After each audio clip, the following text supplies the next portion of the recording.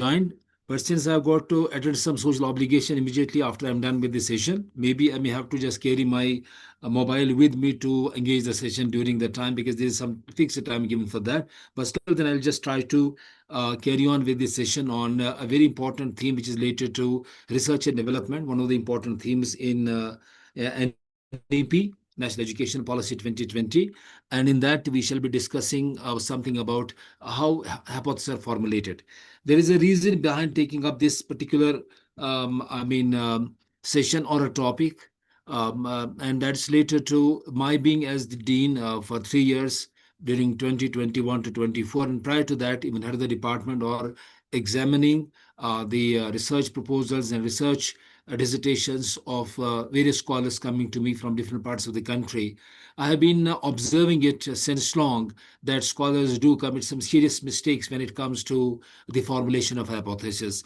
I have been observing it that scholars are not able to maintain that coherence, that sequence amongst the various important components of research: the research title, the research objectives, questions, and hypotheses, and then finally the relevant tools and techniques. So we know that in case a scholar does commit any kind of a mistake or a deviation, he deviates from these important components, is not able to maintain the sequence. It simply indicates that he has not properly understood the hypothesis formulation, or he has got some deficiency in the overall conceptualization understanding of research. So that being the basis for me, and that in fact resulted in engaging sessions, especially and exclusively on the hypothesis formulation.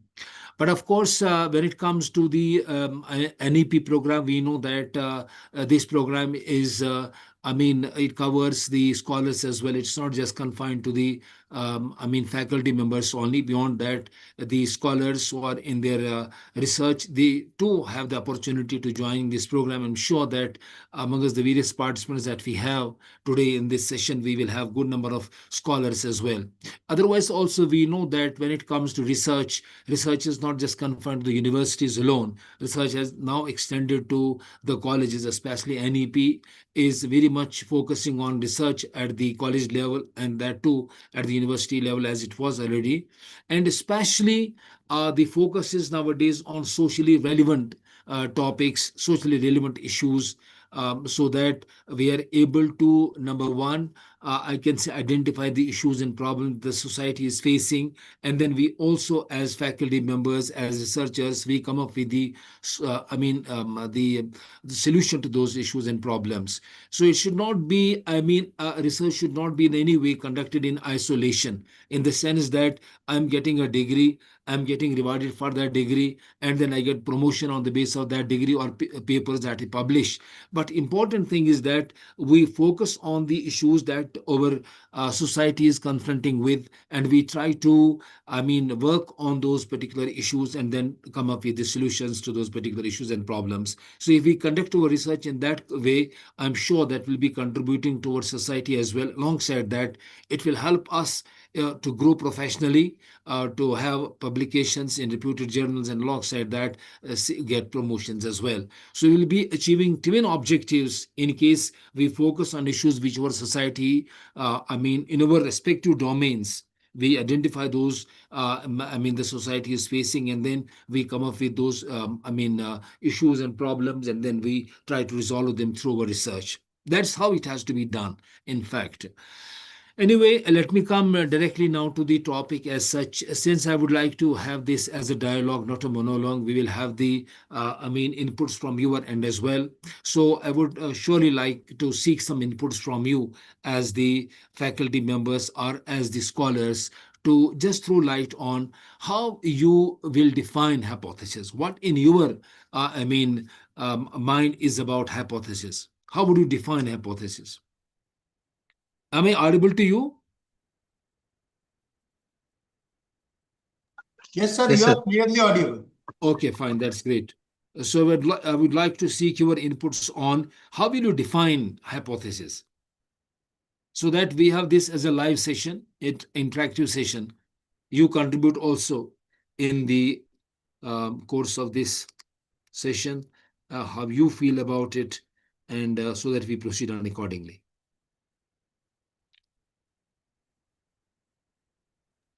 Any inputs from my worthy, participants of this program? Our slide is visible to you, please.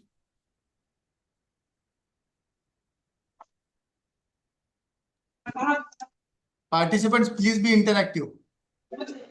I'm interested in seeking your inputs. How would you define hypothesis?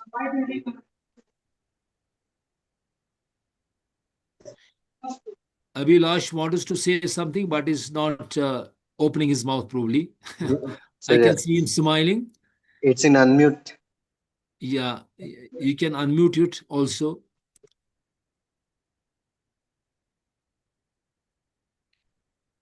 How will you define hypothesis, please?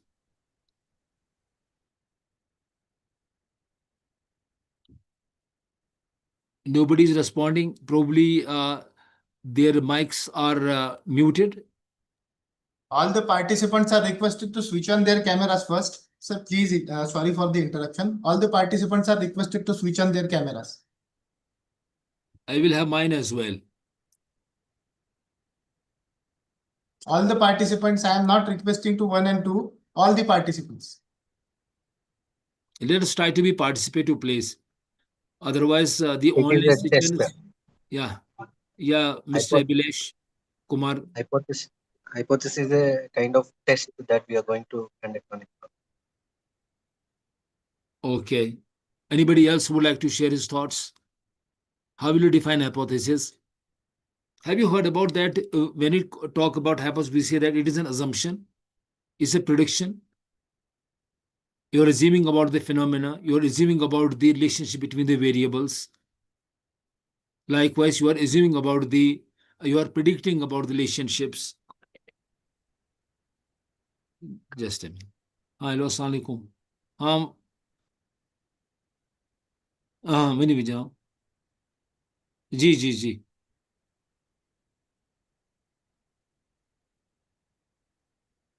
Others ठीक आज हेक नहीं थी आज बावर okay so we say that is a statement assumption but let me know that is it possible that we can have assumptions just we can assume of the things without having any basis for those assumptions? Is that possible? Can we have assumptions without having any basis for those assumptions? Can we just predict about relationships? How is that possible? How can we do that?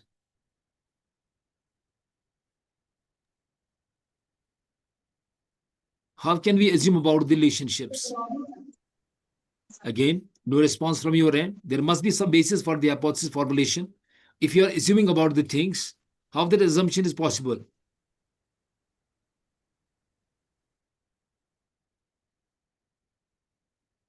There is nobody on the screen. By observing, like. Have you heard about review of literature?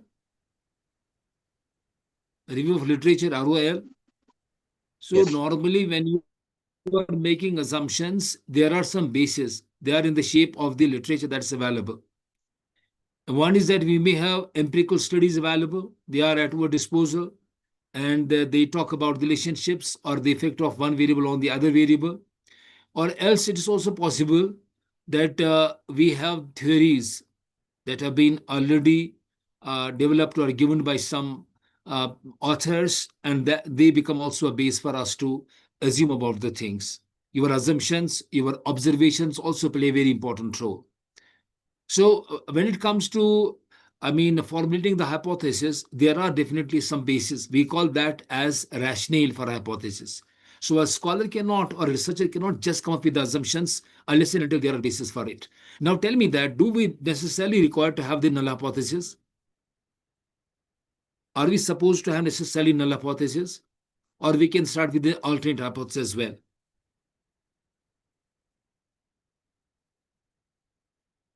Again, most of you are just silent. You are not just participating in the discussion. Yes, it is required, sir. I just want you to be interactive so that you also get to know something and you remain there only.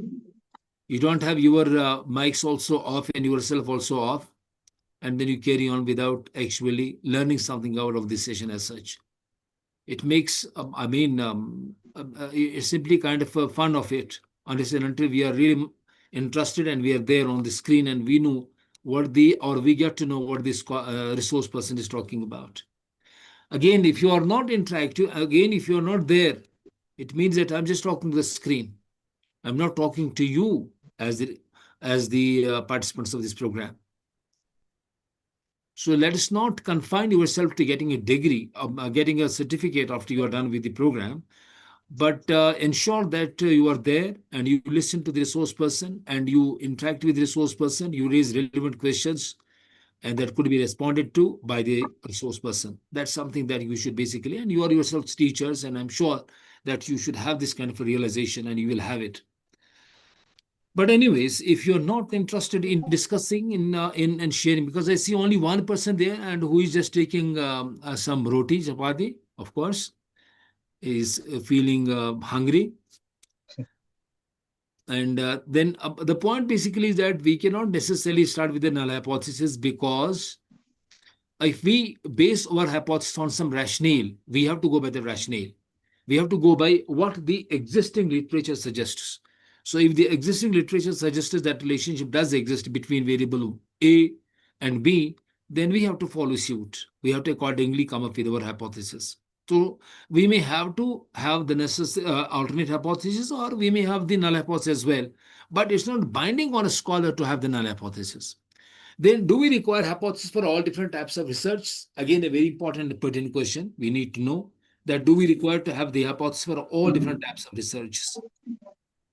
Again, we have several research that are exploratory in nature. We may not necessarily start with hypothesis because we don't have any basis for it. We are exploring something. There is ambiguity. There is no clarity. Our observations are very, very poor. They have not reached to any good level, reasonable level. So as a result of that, we are exploring whether variable A has got any impact on variable Y. We don't know. We're just conducting a kind of a survey. So again, we may not necessarily require a hypothesis for. What are the criterion again for good hypothesis? These are the things that we need to know as scholars, as faculty members, that what are the important criterions for good hypothesis? How can we claim that a good hypothesis has been framed or formulated by us or by our scholars, by our colleagues, for instance, if they are conducting any kind of a research? Again, there have to be some criterions for. Or the slide is visible to you, please? Yes, sir. Okay. Now, you know that there are some important definitions that have been given. For example, Kerlinger and Lee has given a very good definition on hypothesis. It's a conjectural statement about the relationship between two or more variables that can be tested empirically. So we have conjectural, we are assuming about the things, and then there are variables involved. No hypothesis can be framed without the variables. And then they are empirically tested.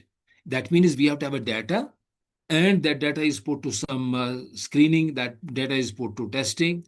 We use different tools and techniques, and we get to know about the phenomena. We get to know about, the existence of the phenomena, the relationships or effect of one variable on the other, or otherwise.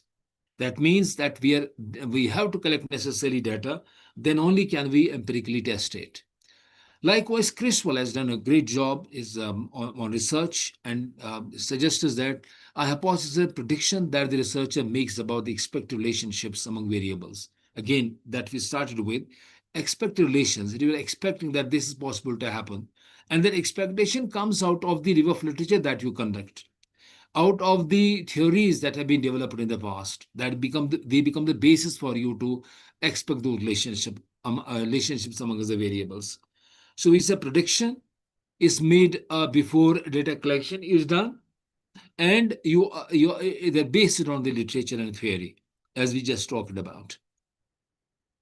So something which we have to basically keep in mind out of all these different definitions, one is that they are logically developed, they are theory-based, tentative, they are not final. So therefore, the hypotheses are accepted or they are rejected. We can never say that they are proved. So we say that it's tentative. It may or may not, I can say, be accepted or it may be rejected. They are empirically testable, again, capable of being examined using observable data. So we have a data, we observe how things are happening. We secure, we get the data from the respondents. And as I said, we put that to testing. We use different tools and techniques. We may go for mean standard deviation, t-test, chi-square test, as the case may be. And then predictive, they specify an expect relationship or difference. Variables are there. And then we have different types of research as well, which we have to keep in mind. Research can be classified along several independent dimensions at once. A single study is usually, say, it could be an explanatory study, it could be a directive study, it could be a mono-method quantitative kind of study, or it could be a cross-sectional study. And then again, types of research are based on the purpose with which we are conducting research. Very important. If you're doing or if you're classifying your research, you have to classify your research on the basis of time, for example, on the basis of theory development, on the basis of time. There are some important criterions that help us in classifying our research. For instance, if you're conducting a research on a particular policy that has been adopted by government in a particular region, and we just try to know that whether this policy has brought any fruit to that particular region or not. Or we are conducting any kind of a training program for faculty members. Say, for example, this program, NEP program 2020, for the faculty members and for the scholars, we just try to see that whether it has achieved the targeted objectives or not, targets or objectives or not. So we are doing a kind of an evaluative kind of a study. We are evaluating the effectiveness of the program. Has it really achieved the objectives with which it was conducted, or it has not? We call that as, a classification by purpose. Likewise, we may have, an exploratory kind of a research. As I said, that there are several such phenomenon or several such kinds of problems which are poorly understood. And so naturally, you take up a qualitative kind of a study. You just try to go on observing how things are happening and how they relate to each other. And then if you are a consultant, say for instance, you could provide your your own counseling, you can provide your own advices to the concerned organizations, to the concerned firms, or to the government if it is undertaken for government purposes. Say, for example, we talk about midday meals in schools. If, for instance, we have to just look at it, that has it, how effective have the midday meals been? Has the midday meals actually attracted the poor and downtrodden boys and girls or students to the schools or not? Or is still we find in a particular region, in spite of this kind of a, facility for the students, still we find that the enrollment of the students hasn't gone up. We still find a good number of, for instance, I'm talking about a good number of the otherwise school-going children dropping out. They don't come to the school. They don't admit they don't get admissions in the schools. They don't want to continue with admissions. They have some different priorities. So in spite of we providing them with the midday meals. So we're trying to see that that connection of whether the students' enrollment has gone up, especially from the downtrodden or backward class, regions, and have the parents realized the need for education and one more attraction being provided to them or a facility that their children have, not to worry for the meals, have not to worry for the I can say meals, for example, and they could be provided with midday meals in the school, so that a kind of a facility for the students, exploring how has it actually enhanced the enrollment in the schools. And is it the only factor, or there are some other factors also responsible for example, enhancing the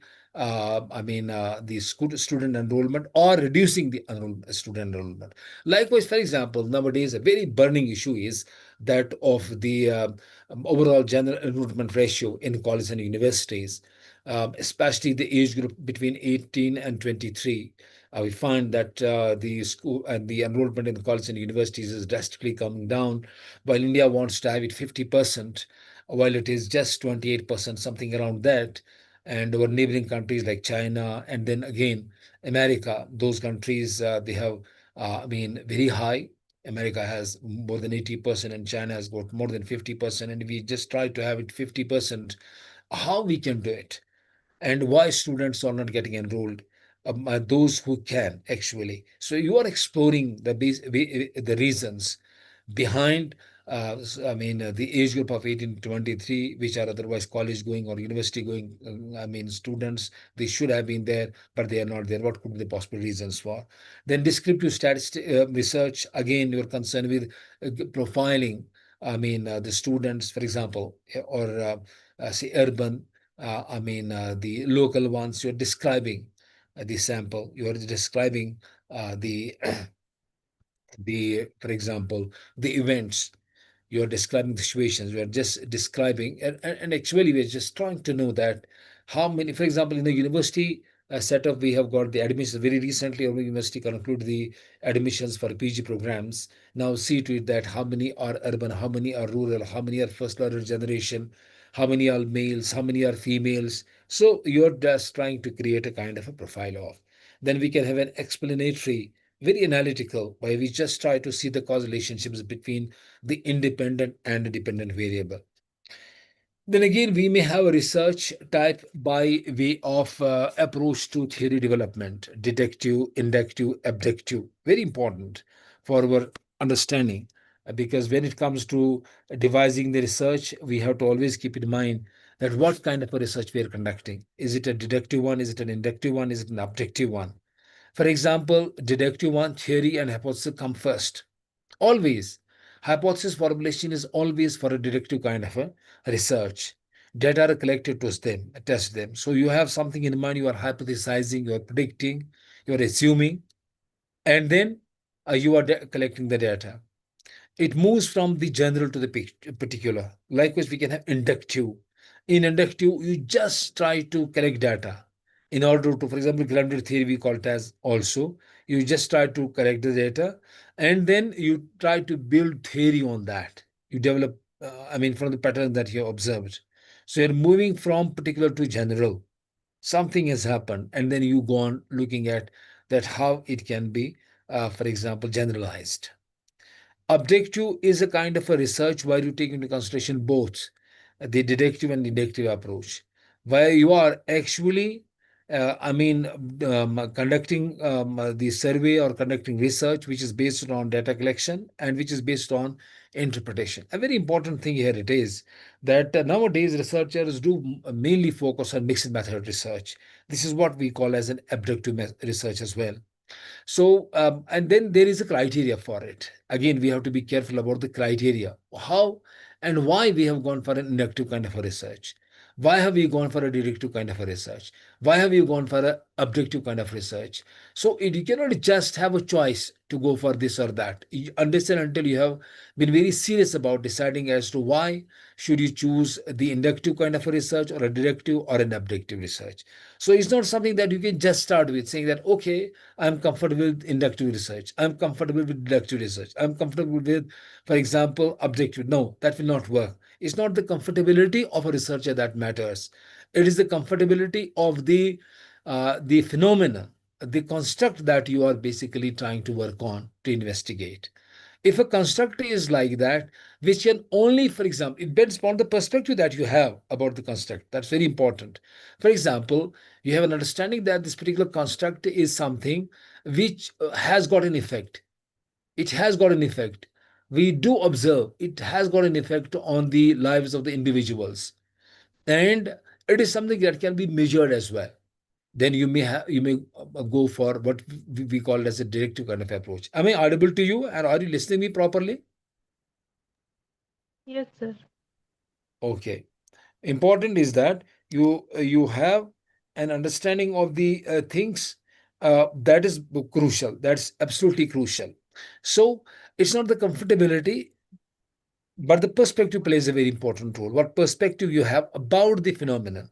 So I give an example to you that you take, for example, the culture, study of culture.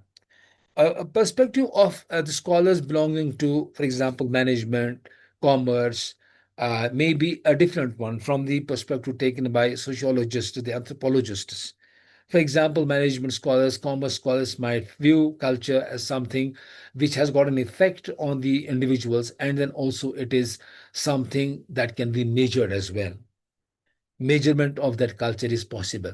You have a very positivist kind of an approach.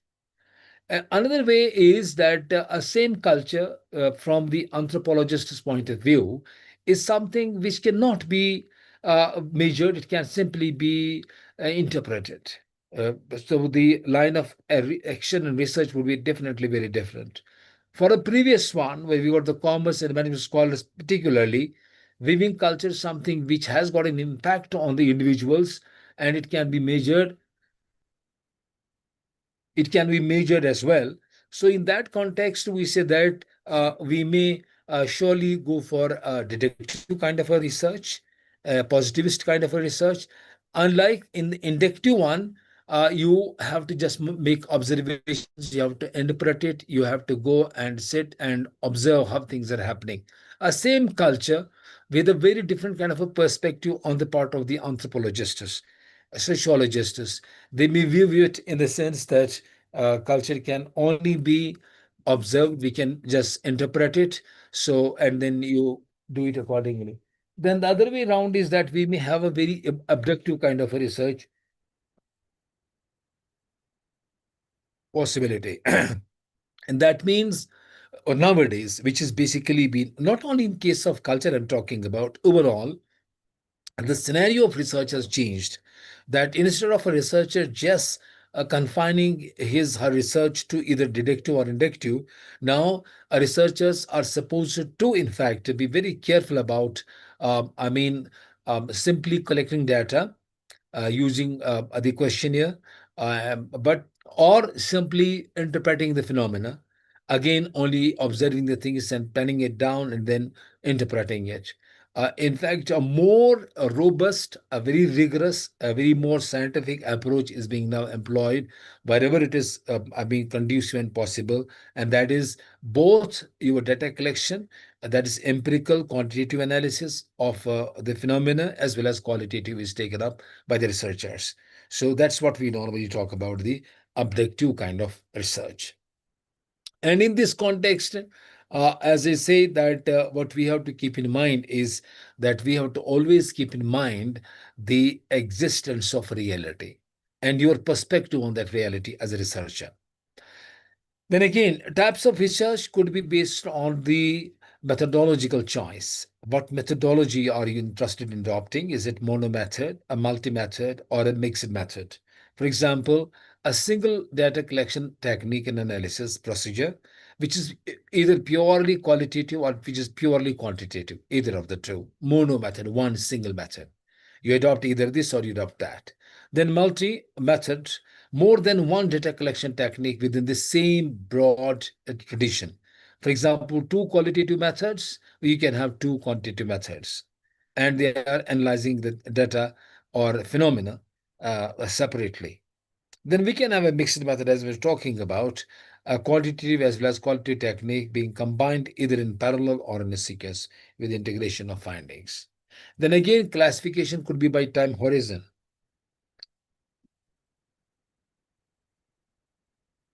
Research where a snapshot of a phenomenon is being taken at a one point in time. That means the researcher goes to the workplace, to the organization, sample organization, and from the sample respondents, she takes their inputs then and there at one point in time. Unlike in the in the longitudinal kind of a study, where repeated observation of the same phenomenon over an extended period of time is conducted by a researcher. So longitudinal study has something different to do. It's not a one time over a period of time, because the researcher wants to go deeply into investigating the phenomenon. That's very pretty important. It could be, for example, again, if you talk about the culture, For example, if we, for example, just try to know that why are employees leaving a particular company.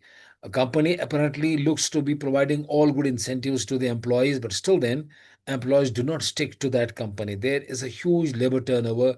Off and on, employees leave the company. What could be the possible reasons? So a longitudinal study is required. You might have to go to the ones who are former employees who have left earlier on, who have just left. You have to seek their inputs on. So there can be a longitudinal kind of a procedure adopted by the researchers to deeply understand the reasons for example, if I talk about absenteeism or if I talk about turnover, things like that. Then again, we have orthogonal distinctions, that is basic as well as the applied kind of a research. Now, as I talk about, when it comes to the uh, when it comes to the applied research, that means you're more concerned with, for example, data collection, your interpretation of a phenomena.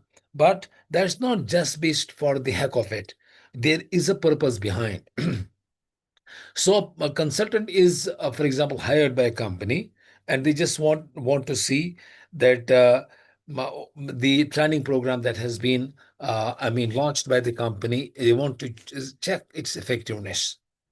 So a consultant, or for that matter, if not necessarily a consultant, but the company wants, or for that matter, university wants, so the company wants to know, since we have launched this training program, we have spent a good amount of money, we have hired the services of very reputed resource persons, but ultimately, has it actually given us something in return or not? To what extent this program was really effective, and our employees, they liked it, and by dint of it, their productivity is likely to go up.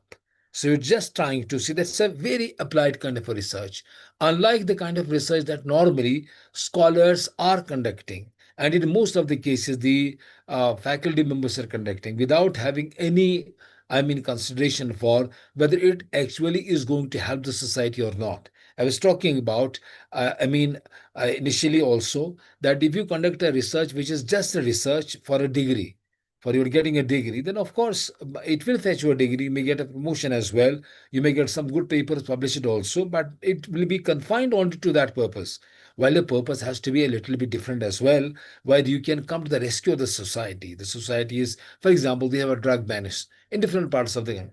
There's a, what could be the possible reasons? How can we stop this drug menace? Or why students or why youngsters are indulged in it? And psychologists, sociologists, management experts, they can provide their own, I can say, perspectives on it, and they can come with their own solutions given the domains that they belong to. So you're conducting a research which is very much required and very conducive to the society and very appropriate to the kind of issues the society is confronting with. That is, and then likewise, when it comes to the student enrollments, why it is low, and why students are not getting absorbed in different kinds of industries, and why, for example, students are not able to start their own businesses, why they remain, for example, confined to the government jobs, what could be done for it. So doing something which is very applicable, which is very applied, which is for the benefit of the society, which is for the benefit of the government as well. So this is how you have to do it. So we say that that is a very applied kind of a research that we have to conduct. So all will depend upon your understanding of your research, why are you conducting research, and how it is going to basically benefit the society. I remember we were in one of the conferences in Australia, and we had one scholar from some country. Exactly, I don't remember, but was a very, probably Sri Lanka or Bangladesh or maybe Nepal. And there was a scholar, what he's suggested there, and what kind of research that he had conducted. It was very much, interesting. I know that maybe a few of you also conducting such kind of a very relevant kind of a research, and it was on the national highway, that in national highway, if we have these particular, for example, exit points at these different places, because since he was in know of the place and actually he knew, and then he was suggesting that how having those exit and entry points in the national highway, how will they benefit the common masses, how will they benefit the government, how will it reduce down the times of the I can say it takes to the I mean the commuters. Many things he had just put in that, and he was suggesting it to the government actually. And we also thought that this is the kind of a research that is required. So unless and until academicians are involved in all these different kinds of activities, there could be only a mess. So academicians, and they have to take it on, that they should come up with the suggestions how a particular issue can be resolved, and they should come up with the corrective measures. So the point basically is that conducting research which is socially relevant is always for the good of the society, and alongside side it fetching you a degree, it will benefit the society as well. That's the kind of research we are supposed to basically conduct in. Then we may have to throw lights on a very important aspect of our research, which is the research onion. And what is this research onion? Have you heard about this research onion? Have you heard about Saunders, Levis, and Thornhill talking about the research onion? Any idea? No. Probably you have kept your mics also off, as well as your videos or your cameras off. Nobody is there probably listening to me. Is it like that? No, sir, we are listening. Thank you very much. Um, have you heard about this research onion? No, sir, sorry, No sir, idea. no. You know that we conduct research, and of course, we by and large, I mean, follow the same steps, but we follow steps unconsciously at times. We don't know Yes, actually we have done this, but we have done it. Why we have done it? Why is by and large missing?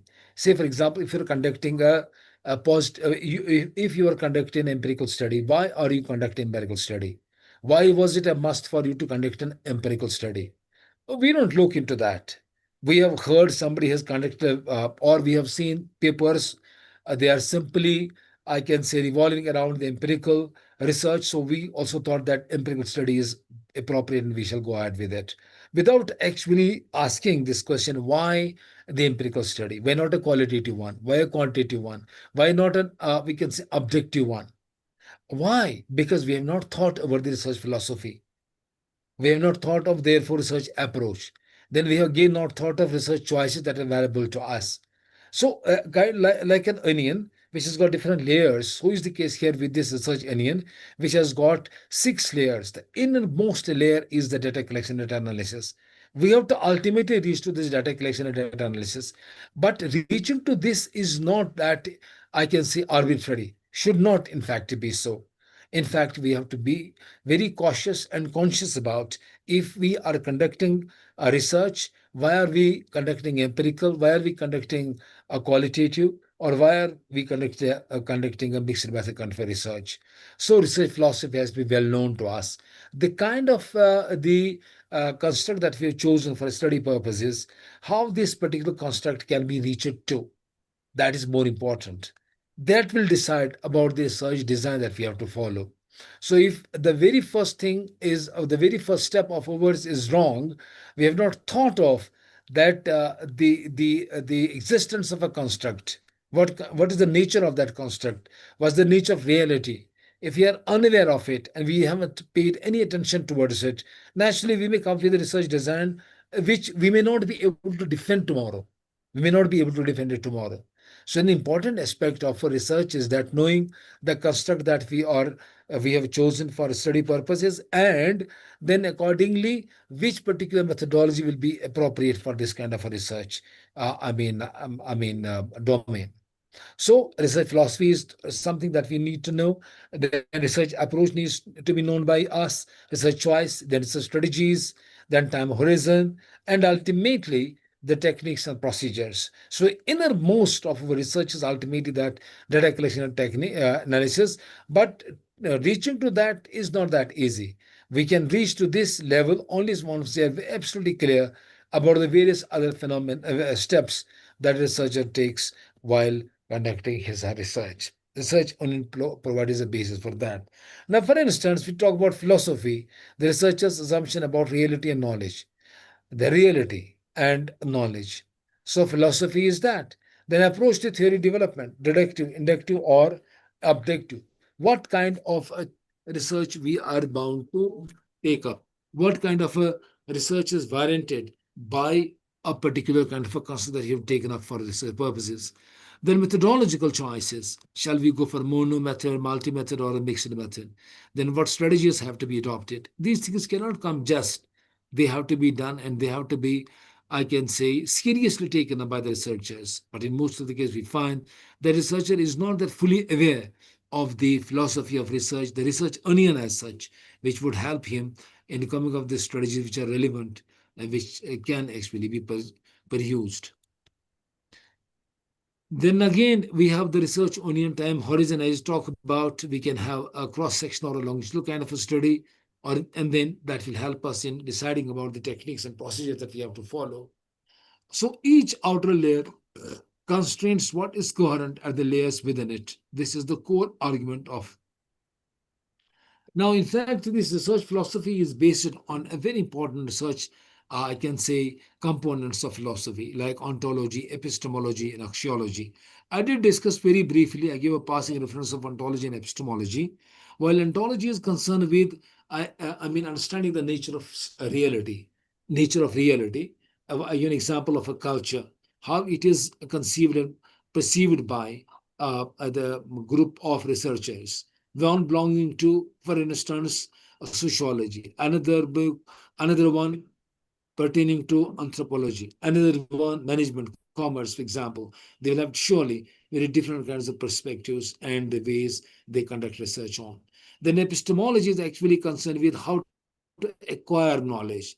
Now, what you know about, for example, the phenomena, about the construct, and then the important thing is that how to acquire that knowledge. As I give an example to you, one way is that particular construct can be only, for example, it can only be what we can say measured. The other one is it can be interpreted alone, and the last one we say that it can be both interpreted as well as it can be also measured. But then when it comes to axiology is basically concerned with the ethical norms that we have to actually, I mean, observe while conducting our research. Because you know that nowadays, if you really are interested in publishing your article in some reputed journals, they will not just take your, data or the findings that you come up with, unless and until at times, if they just doubt on any of your findings, they may even ask for the data to be shared by you with them. I mean, just trying to maintain utmost what we may call ethical norms and values, because we have seen it a good number of articles being retrieved only from some well-renowned, I can say, websites of some journals, be it coming in Emerald, even Routledge, or Taylor and Francis. So all these only because the researchers have actually resorted to some unethical practices or methodologies while conducting research, while collecting data and using tools and techniques. So, in order to ward off such kinds of, wrong practices on the part of the scholars, it's all the more necessary that the reputed journals, they do ask at times the data from the concerned scholars, so that they are doubly sure that what they are suggesting is actually based on original research, is based on the data collected by them, by the researchers. Now, since we may not be able to discuss all these important issues, we talked about the basis for the hypothesis formulation. We talked about that we may have the theories, because the hypothesis can never be arbitrary. They have to be traced back to some legitimate basis, or they may risk to be simply the guesses or dressed up as, I can say, the predictions. Then again, we have the basis as we talked about theory, there were prior research and observations and field professional experience, patterns, notes in teaching, for example, clinical practice, administration, or daily professional life often suggest relationship with testing formally, even before a theory or full literature review exists to back it. For example, if we don't have, though I'm sure that there must be research on it, the students sitting on the front bench and the students sitting on the back bench? And how about their, performance in exams? Now, suppose it just clicks the mind of a faculty member that does it make really difference if a student sits or if the student sit on the front row and the student sit on the back row, how it impacts their marks, how it impacts the performance in the classroom of say the classroom. So you may just take up this kind of a research. Might have been taken, I'm sure that does pertain more, I mean, towards education or to that particular stream. But I'm just suggesting that if suppose there is no research conducted on this kind of a phenomena, it is possible that it might just click a mind of a faculty member while delivering a session that those students who are sitting on the back and the students who are sitting on the front row, how about their performances. So you conduct research and then you say that, for example, the ones who are sitting on the front rows are not necessarily, I can say, competitive or better than the ones who are sitting on the back, bench. Then again, analogy, you're trying to extend your what you have actually got in research to the few, other aspects as well, other domains as well. Then there could be exploratory or a pilot kind of a data that can be conducted by a researcher. Now, an important aspect is then again, we have a hypothesis. Why does hypothesis sit in our research? We go research problems, research questions, hypothesis, operationalization of the variables that we have, data collection and analysis and acceptance, rejection, or refinement in the hypothesis. And in certain cases, what we find is that researchers do cheat on this account if they find that they're not able to, I can reject the hypothesis, though it has to be rejected. So naturally, they take a very different kind of a stance. I may just come up with that point later. Now, some important things which we talked about in the beginning as well.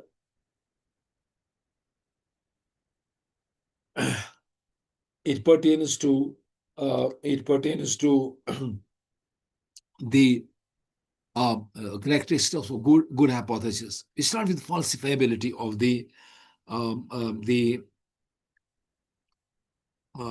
we may talk about the falsifiability of the hypothesis. You know that a coin has got both the sides. So should be the case with the hypothesis. It can or cannot be accepted. So one is that it will be accepted, the other possibility is can be rejected. Therefore, you have to formulate a hypothesis in such a manner that has a scope to be accepted or that has a scope to be rejected. You take the example of this: increases social media engagement negatively impacts employee productivity. You know that normally we may state that those employees who are so glued to social media, and as a result of that, being so closely or being so glued to the social media, the productivity would be really low. That is a general phenomenon. We can talk about it. That those who are so engaged in social media at the workplaces will not be contributing more or will not contribute more. The productivity will be very low. But this is also false as well. It may or may not be accepted because we also believe and we also know that even at times a person who is, so glued to the social media might be in a position to produce more and might give a good productivity because he might be getting some good hints and some good ideas, some good inputs while using the social media. Haven't we heard of these students who have been able to join some form coaching centers, but they just remain stick to the social media, YouTube, etc., and they have been able to do wonders in competitive exams. A good number of them have been able to do that only because we know that social media can at times provide a very positive kind of encouragement, or it can positively affect the student, not negatively. So we may have an employee who is socially glued, so is so much glued to the social media, and it might, instead of negatively, positively impact his productivity. That's also possible. Likewise, our reports should be very clear, should be very, specific, unambiguous. There shall not be ambiguity. It should be I can say there should be clarity in it, and we cannot just come with a construct without clarifying what the construct actually is in what you have in your mind. For example, you may use the word bad leadership affects employee behavior. Neither employee behavior is properly qualified, nor is the bad leadership. Bad leadership would mean despotic, authoritative, blah blah blah. So we have to be very clear what exactly we mean by the bad leadership.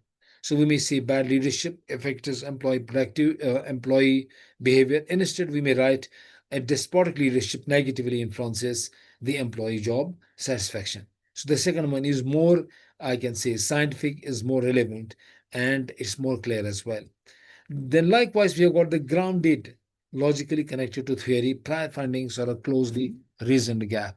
So nothing is available. You're just trying to logically connect to theory. So you're just developing an idea. You're developing your just checking the pattern, and then you accordingly come up with a theory.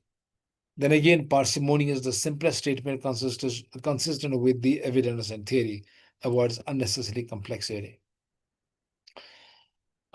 Am I audible to you? And are you hearing me well? Yes, sir. Fine. Then there are different hypotheses. We have null hypothesis, alternative hypothesis. Again, I stated in the beginning itself that null hypothesis is not a must for us. We may have, I can say, a hypothesis which is an alternate one as well, depending upon actually the kind of research evidence to the effect of whether we shall go for an alternate hypothesis or for a null hypothesis. So not a must. But then we know that when it comes to the null hypothesis, we say that this is a kind of a statement which has to do with actually just a minute.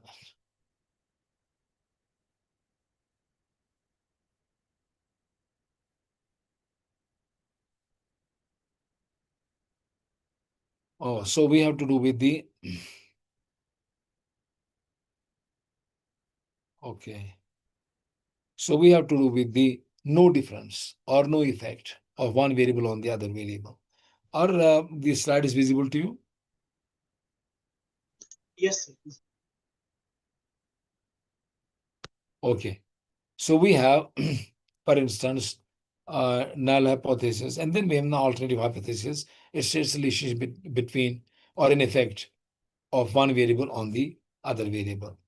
Then we have directional and non-directional hypothesis. In a directional hypothesis, the researcher is fully aware of where this particular ship is going to. For example, the higher the income, higher the level of satisfaction. Direction is given. But there is also a possibility that you may not come up with any kind of a direction. And that happens at times, especially when, for example, the research evidences are very inconclusive. They're not clear. There is ambiguity in them. So you have no other alternative or I can say a reason but to start with a non-directional kind of hypothesis. Very important. You don't say that something is positively related to something. You remain silent on that.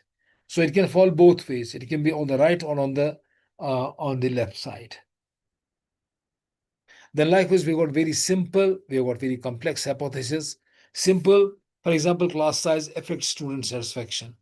Now you may make it a little more, empirical. A little more, we can say difficult one or a complex one. You may have two or more independent or dependent variables. For example, class size and instructor experience jointly affect student satisfaction and retention. Of course, it will have an impact if you've got a very strong and good instructor, and then also this class size is fine, then it doesn't make much difference because the teacher is there to take care of the huge number of class. It's simply an assumption again. It may not necessarily be true, but the point is that this is a kind of a complex kind of a hypothesis. That is what you have to bear in mind. Then again, we have descriptive type of research. Then again, we know that it states the existence of size or distribution of a variable relating it to another variable. We normally say that is possible to happen. What we call it as a very descriptive or describing. Say, for example, at least 60% of new faculty report inadequate onboarding, socialization. So the time is the faculty is given, but also we are providing, or the researcher is trying to provide also with the number, with the percentage of new recruits. They suggest like this. Likewise, relational onboarding qualities with first year retention. So in the very first year, if you have done an onboarding, you have socialized the students, you have orientated them, there is a possibility that they may stick to the organization, they may stick to the college they have joined. Then again, we have causal, which proposes that one variable produces a change in another one, requiring a controlled or long-term design to support the claim. That's a different thing. So we have a causal where one variable is related to another variable. Now, the important thing that we have to keep in mind is that when it comes to the hypothesis formulation, always bear in mind that we have to have some components inside. For example, the sample is utmost important for any kind of a hypothesis that you are formulating. Likewise, variables. Again, you need to know about the variables. You need to know about the nature of variables, and those variables have to be present also in research. And nowadays, we know that research has become too challenging with the kind of social platforms, social, I can say, formats available to us, media available to us. But at the at the very, I mean, at the very beginning or at the same time, the same, YouTube or other social media, they provide a lot of facility and a lot of ease to a scholar. That's why we should normally suggest for scholars to engage in or to work on more than 4, 5, 6 variables at a time in order to come up with a very robust research. And then also we know that facilities are available. YouTube is available. AI is also something that they can make use of in a proper way. And so in that context, conducting research is not that difficult nowadays. We know that whenever we had the time, even though I belong to a very prestigious university, Delhi University, but still then there were lots of facilities which were not available as they are available right now to the scholars. At ease back in their homes, they can make use of the social media. Well, that was not the case, say 20 years back. It was altogether a different phenomena. So you should take benefit of the phenomena that is available. And that one of the important benefits is that you indulge in socially relevant research and you take up more than 4, 5, 6 variables at a time so that you come up with some robust and a very scientific kind of a research with findings. Now, look at the variables that ought to be at your disposal. And you can choose any 3, 4, 5 from amongst these different, I can say, variables. For instance, predictor variable, an independent variable, outcome variable, mediating or intervening variable, moderating variable. These are different types of variables. Now, independent variable, normally we suggest that it's known also to us. One variable causing the other. Independent is the one which gives birth to. Dependent is the one which gets affected by. Then we have a very important and instructive kind of a research object, this component, which is called the mediating or an intervening variable. Mediating or intervening variable. And what does it mean actually? It means that the relationship between two variables is not possible unless and until this particular variable intervenes in the relationship between the two variables. So what does that again mean? So if X and Y are related to each other, we have to just see to it that whether some other variable is involved in the relationship between these two variables. We call that as a mediating of a variable.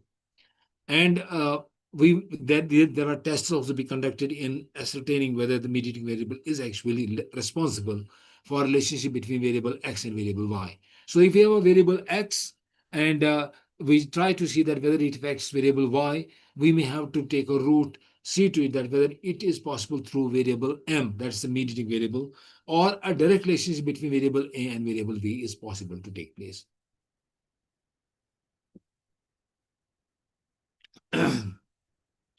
I will just give an example of it a little later. Then we got a moderating variable, which is concerned with actually strengthening or weakening the relationship between the variables. It may strengthen the relationship between variable X and Y, or it may reduce their relationship. Moderator, so it strengthens or it weakens. Another variable is called control variable. Again, when we conduct research, especially we conduct an empirical kind of a study, an impact study, there we have to keep some variables at bay. We have to control them. In their, I can say, presence, the results might get affected. Likewise, we have extraneous variables. These are the variables which the researchers normally ignore while conducting their research. That, however, results so, I can say, got or not always advised, they are not always feasible. They may not be always. There will be several such, variables which might be playing their role, but we're not taking care of those particular, variables. And as a result of that, we can assume that such results are not genuine, they are not authentic, where the extraneous variables in particular are made use of. Then we have a quantitative and a qualitative kind of research. Again, a research is corrected. Uh, then again, we have the quantitative kind of variable, or we have the qualitative kind of a variable. We'll just have a brief on the mediator actually. Now look at this mediator. It's actually concerned with how and why two variables are connected to each other. So if variable x related to variable y, is it that they are directly related to each other, or there is some other variable which is intervening, which is what we call as a mediating variable? Now, in order to know it, Barron and Kenny have come up with four important conditions for ascertaining whether independent variable is whether the mediating variable is responsible for the relationship between variable x and variable y. That is very independent and dependent variable. Barron and Kenny. Have you heard about Barron and Kenny? Have you heard about the conditions given by them?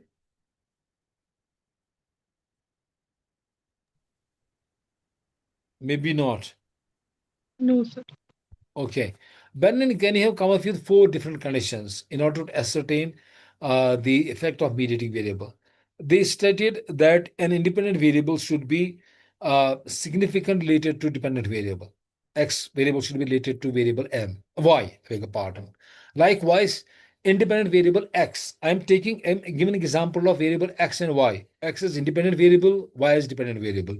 And we will take m as a mediating variable here. Now, what does it mean? Variable x is related to variable y, it should be significantly related. That's the kind of condition given by Barron and Kenny. Second one is that variable x, independent variable, should be significantly affecting variable m, that is mediating variable.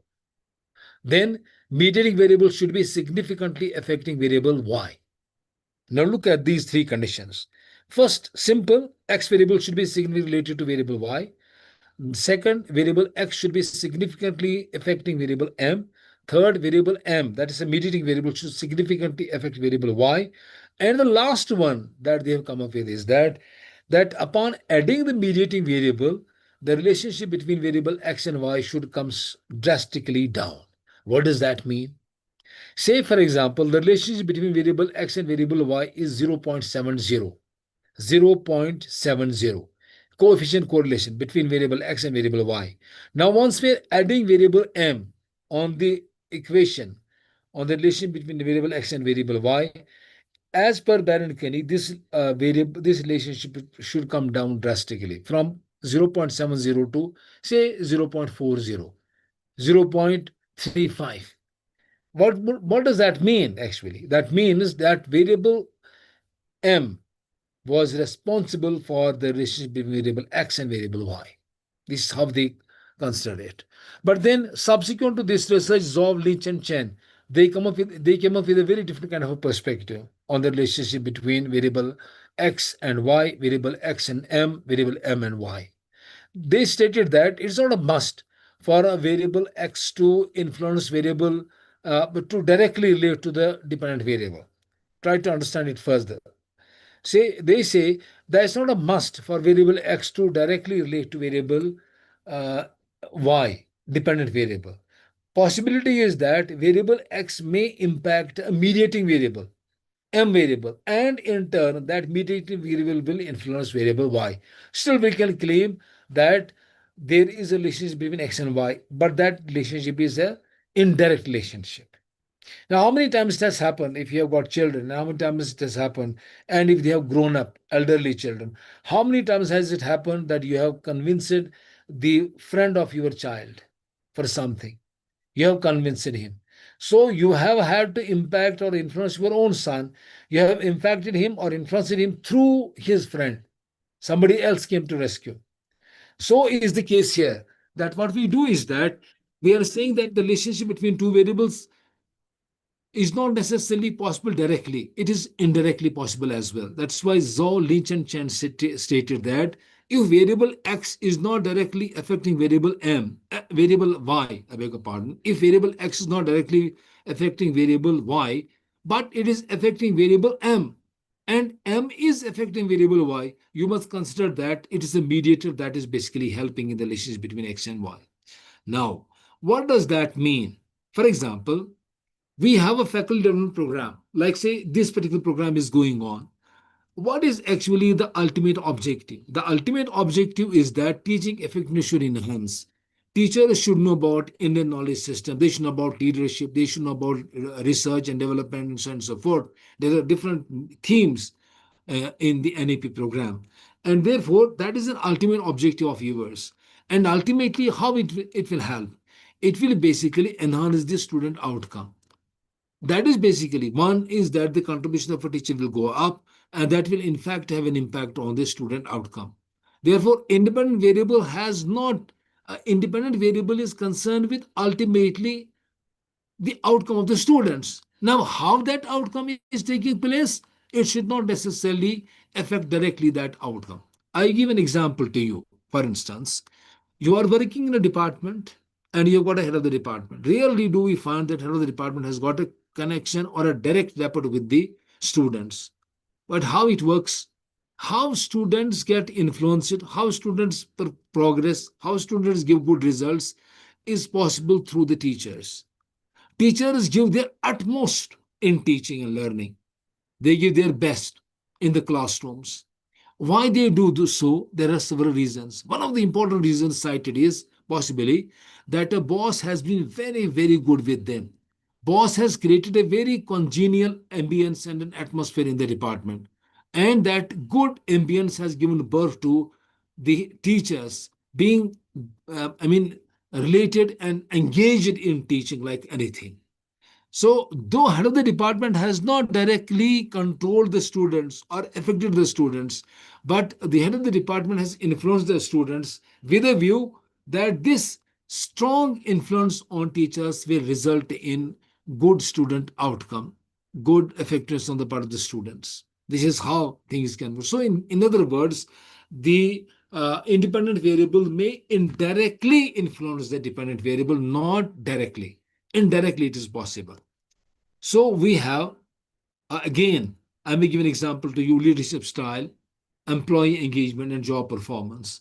Now, possibility is that leadership will not directly influence the job performance, but leadership is creating that engagement among the teachers. That engagement gives birth to the job performance. This is how there is a possibility that we can have the influence of one variable on the other variable, and mediation is done this way. Now, we have some scenarios. I have to attend some important meeting afterwards.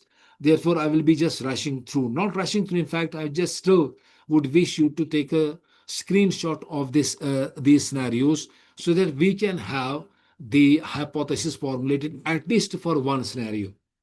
Could it be possible for you to please? Could you please take the screenshot of the scenario?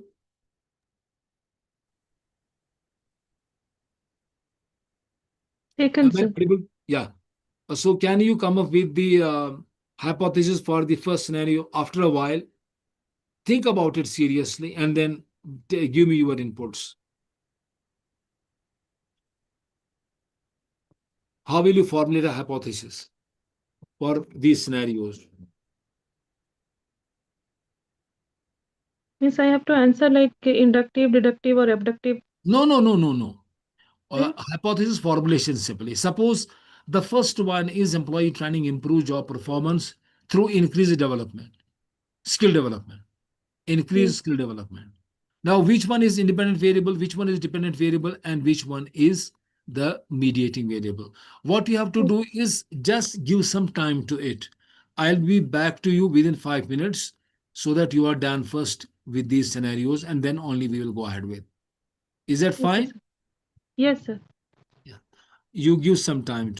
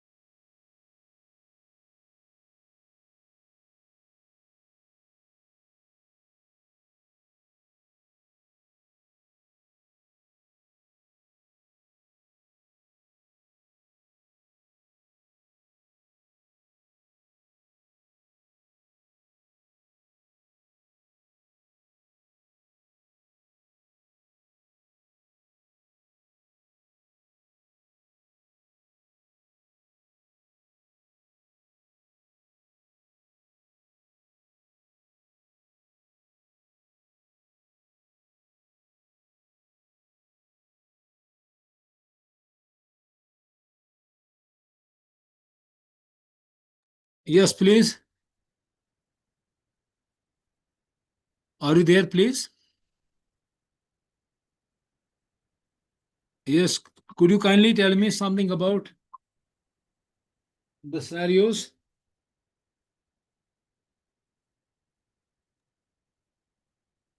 Hello, are you hearing me? Yes, sir. Yeah, please. Yes. Sir, Yes. in the first scenario, Yeah, uh, yes. the effect is job performance, and the independent variable is employees training, and the mediating or the mechanism will be the increased skill development. Which one is independent variable? Employees training, sir. Correct. Dependent variable is? Job performance. Correct. And so we're trying to see independent variable, employee training, and dependent variable is the job performance. Which one is the mediating variable then? Skill development, sir. Correct. So how can we formulate the hypothesis? What will be the hypothesis for the same? Uh,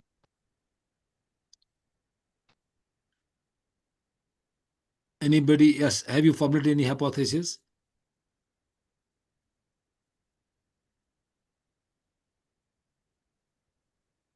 Have you formulated any hypothesis?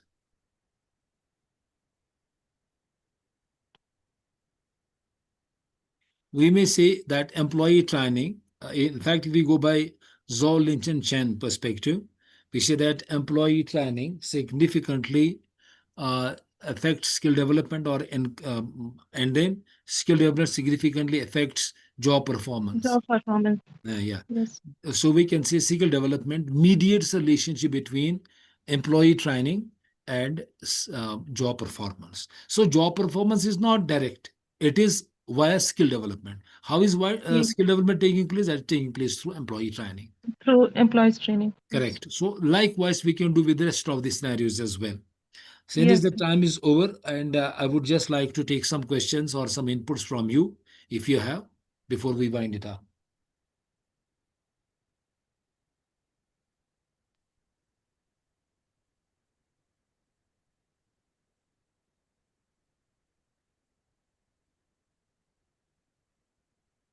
Any questions?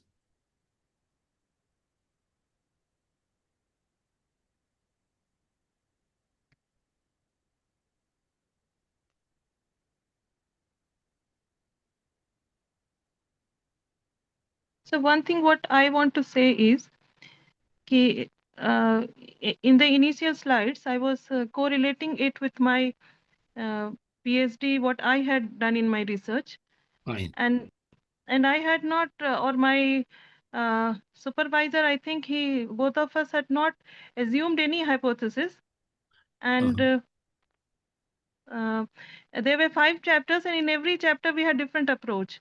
So I think practically what came upon us, and we worked on it. So means in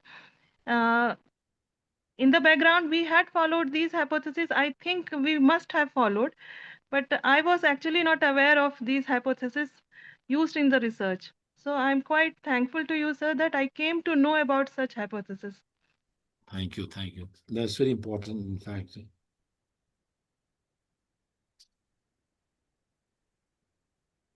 So good. Any more questions or any inputs, please?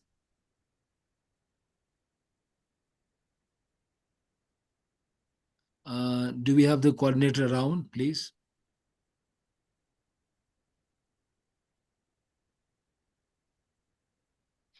Do you have the coordinator around?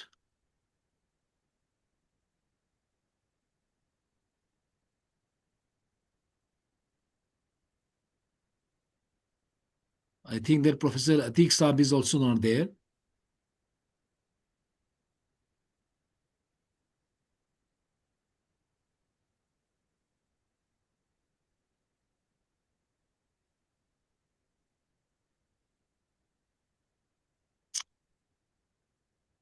Shall we wind it up?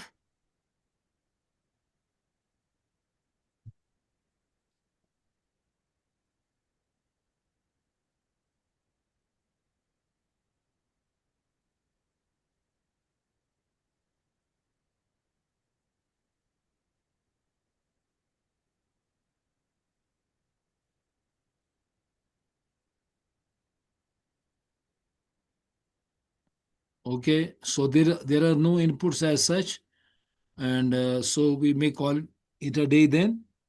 Will that be fine? Yes, sir. Thank you, sir. Thank you. Thank you very much.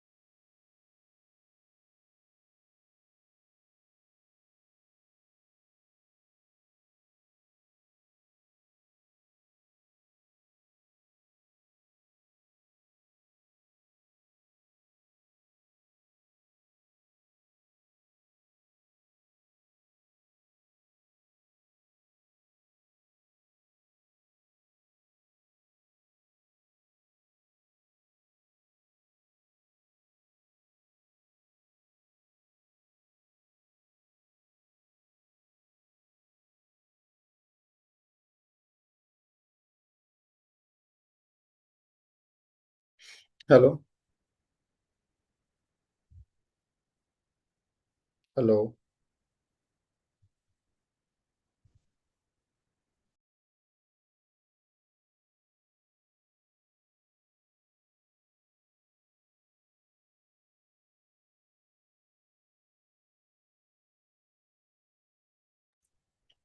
Hello. Is there anyone who is coordinating this meeting?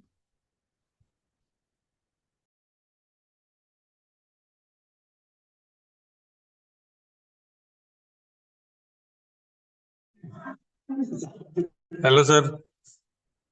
Oh, hello. Yeah, Sir, Dr. there is Vijay. no. Sir नमस्कार. नमस्कार नमस्कार. हां बोला. Sir इथं कोणीच नाहीये केव्हाच ते पहिले स्पीकर पण सोडून गेले.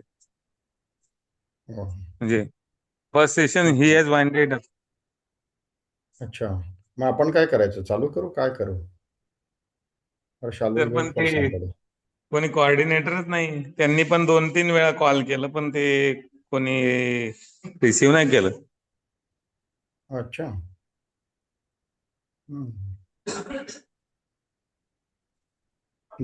But I see there are 36 participants who have already joined. They are there in the Yes, sir. meeting. Yes, sir. So, what is the call? Shall we go ahead? Sir, I am participant. How I can say something?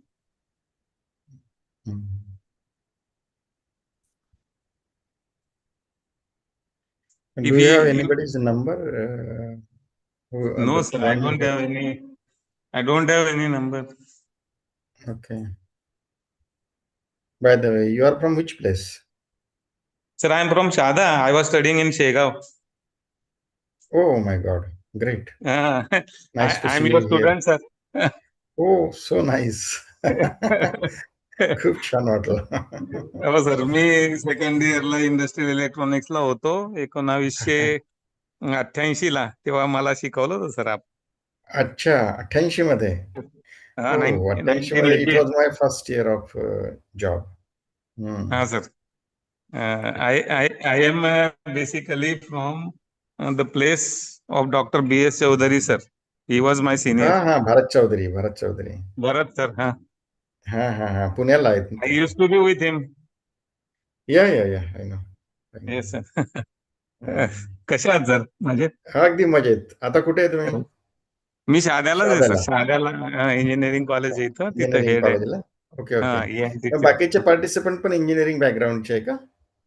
नाही sir, ते बाकीचे मी जोपर्यंत म्हणजे या इथं माहिती पडलं ते सगळे वेगवेगळ्या भागात नाही, अच्छा. तिकडचे आहेत. वेगवेगळ्या डिसिप्लिनचे आहेत. Okay okay. अच्छा. हो. सरांनी 2-3 वेळा कॉल केला. ते जे अगोदर पहिल्या सेशनला होते ना त्यांनी, पण रिसोर्स पर्सन का? इथं कोणी आदिल सर. रिसोर्स पर्सन हा, तर त्यांना पण कोणी रिस्पॉन्स नाही दिला. म्हणजे त्यांनी हो. स्वतःच वाइंड अप केला मध्ये. Oh my God. तेच ना.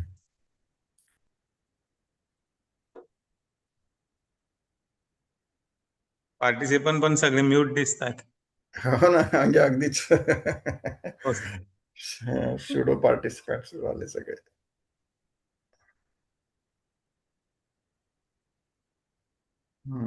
आपण वाट पाहूया, है ना? हो सर. काही वेळ हो हो हो वेळ सर. वाट हो, पाहूया. आता आत्ताच कुठलं काय संपलं म्हणजे सर तुम्ही त्यांचं. एक यू आर लुकिंग 5 आफ्टर मिनिटापूर्वी. दी डिपार्टमेंट काय म्हणजे व्हॉट इज दी हे म्हणजे स्टेटस कसं आहे कॉलेजचं? चांगलं आहे. चांगलं आहे ना? हो हो. शहादा म्हणजे नंदुरबार डिस्ट्रिक्ट मध्ये सर, उत्तर हो महाराष्ट्र. हो, उत्तर महाराष्ट्र. ते जळगाव हा युनिव्हर्सिटीत येतं का? सर, अगोदर NMU मध्ये होतो आम्ही, नॉर्थ महाराष्ट्र युनिव्हर्सिटी जळगाव. पण आता DBATUला एफिलेटेड आहे. ॲफिलेट झाले का तुम्ही? Okay okay. हो सर. हो. आपण आणि आता नागपूरलाच काय? आहेत सर आता. हो, सध्या नागपूरला आम्ही. हो हो. 2014. आता ऍडमिशन. हा. काय म्हटलं? आता ऍडमिशन प्रक्रिया सुरू आहे सीईटीची. हो हो हो, परंतु आता तो माझा संबंध येत नाही याच्यासाठी की मी आता विद्यापीठामध्ये अकॅडमिक स्टाफ कॉलेजला शिफ्ट झालो असं आहे 2014 मध्ये. हो हो हो. आणि 14 पासून मग इकडे. तब्येत वगैरे चांगली सर आपली? हो हो, मजेत अगदी एकदम. हो आता माझं रिटायरमेंट पण आहे पुढच्या महिन्यात. हो हो हो.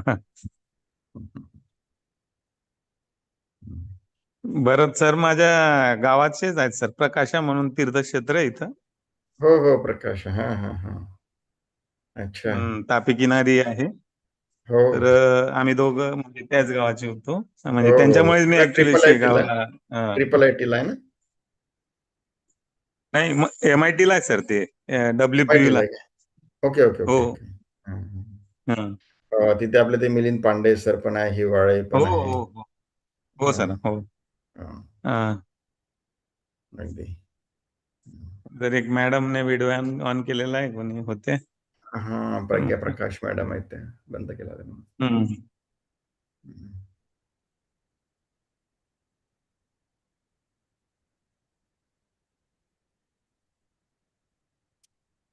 पण कोऑर्डिनेट करायला पाहिजे कोणीतरी, असं मला वाटतंय.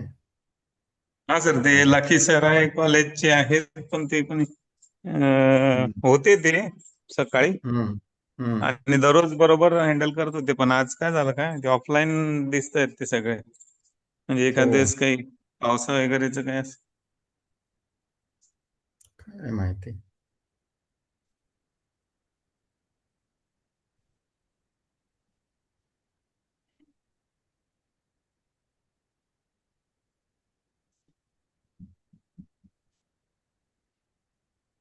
चलो आपण वाट पाहूया, म्यूट करतो मी.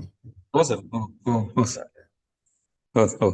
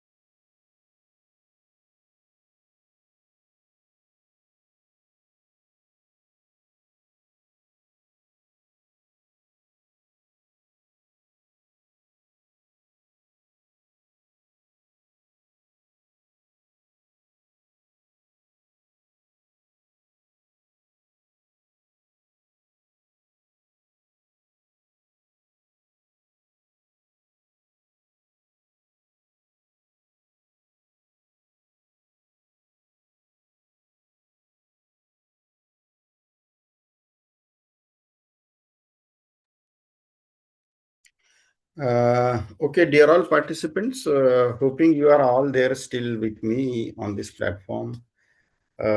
Just now I had a call with the director MMTTC Amravati University, and he is in the meeting management council. So he said that, sir, please go ahead with your session. So I'm just beginning with my session. So dear all participants, I hope you are comfortable with the kind of language which I am using. If you feel so, I can intermingle it with Hindi as well. So as any when you feel so, you just let me know, so that we will just try to have the dialogue in by language kind of thing.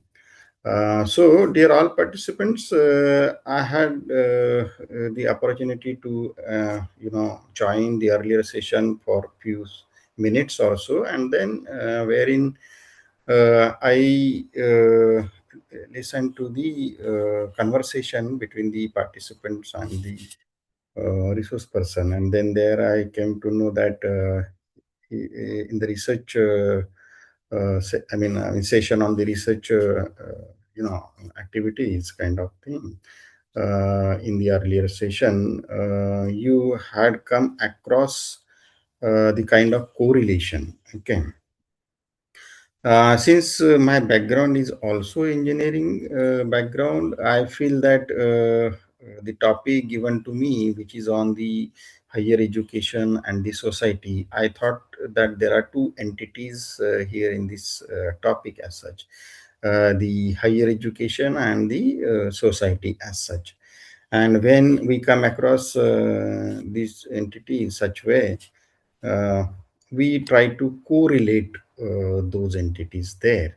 So let's begin with that kind of approach in this particular session, so that there is a kind of continuum happening between the previous session and my session as well.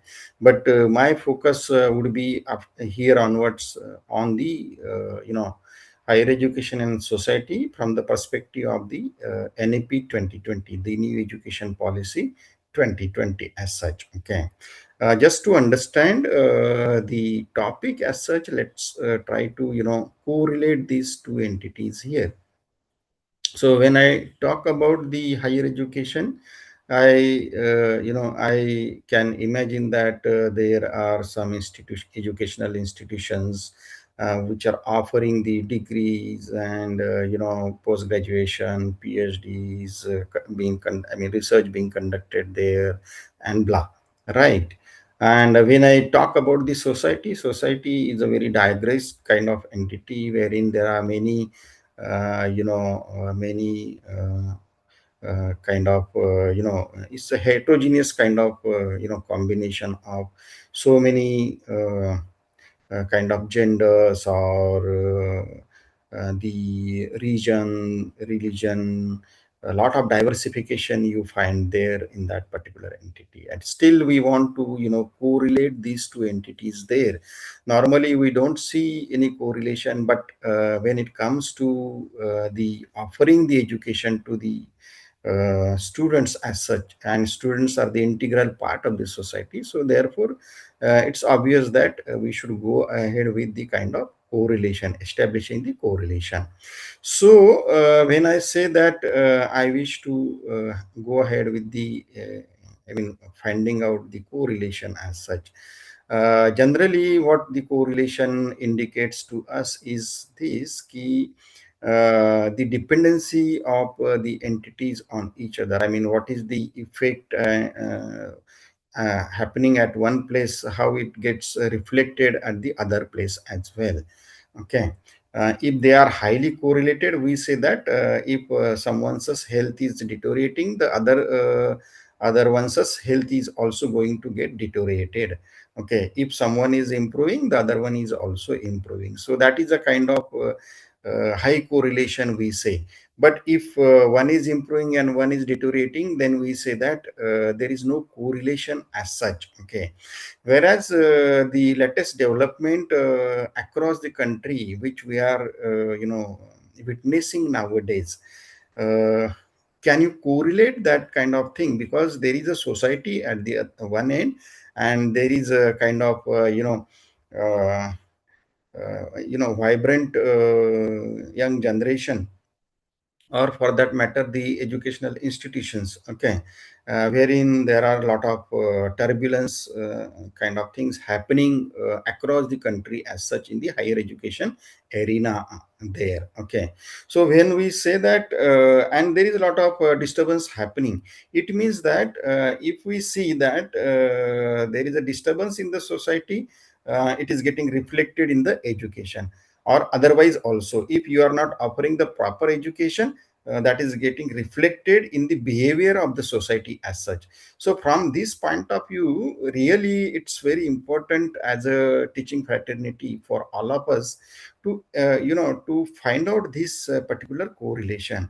And with this example which I just quoted for you, we can establish that there is a high correlation between the education, higher education, and the society as such, okay. If all of you are with me, you can come forward and put forth your viewpoints on this, and you may as well contradict with me. There is no issue as such, okay, but then let us have the discussion kind of thing. But to me, I find that depending upon the of late development across the country, we find that there is a high correlation between the offering of the education and the behavior of the society as such, okay. So therefore, dear all participants, as a teaching fraternity, we must regard and respect this kind of correlation always, because higher education is the place or the the model as such, uh, who is which is going to really create the citizens of the tomorrow as such, and who are going to lead the country as such, okay. So we see that at one part there is the role of the society for establishing the higher education, like society takes care of establishing the colleges, society takes care of establishing the universities and all, right? I mean, society is involved into making policies and other kind of things there, okay. And this the role of society is to establish the higher education, but the higher education institutions ka role agar hum देखें, so we find that they are they are generating, creating the live end products, which are the human resource as such, I mean our students basically. And these are the students who are the I mean, and the role of the education institutions is that we want such students who can lead the country in a better fashion in the future as such, okay. So meaning that educational institutions are expected to create the kind of generations together, the well behaved citizens of the country who can lead the country ahead, okay. They, I mean, they are supposed to create the kind of the components of the society in the form of doctors, engineers, or innovators, or civil servants, blah blah blah, and they are ultimately going to serve back the society again. So this is where we find that the society and the educational institutions are so much closely related with each other, okay. So once we can view this particular relationship between the society and the higher education, then I think that is the proper place wherein then thereafter I can launch my further presentation, the formal presentation basically, which I have created for this today's session as such. So with this kind of background, or maybe kind of ice breaking time as such you may call it as, we will go ahead with the formal presentation on higher education and society. However, if you have some kind of viewpoints or contributions you want to make, you can come forward and try to make it. You may unmute yourself and go ahead. In the meanwhile, let me also share my screen, and then I will begin with my presentation, right? So just give me a few minutes.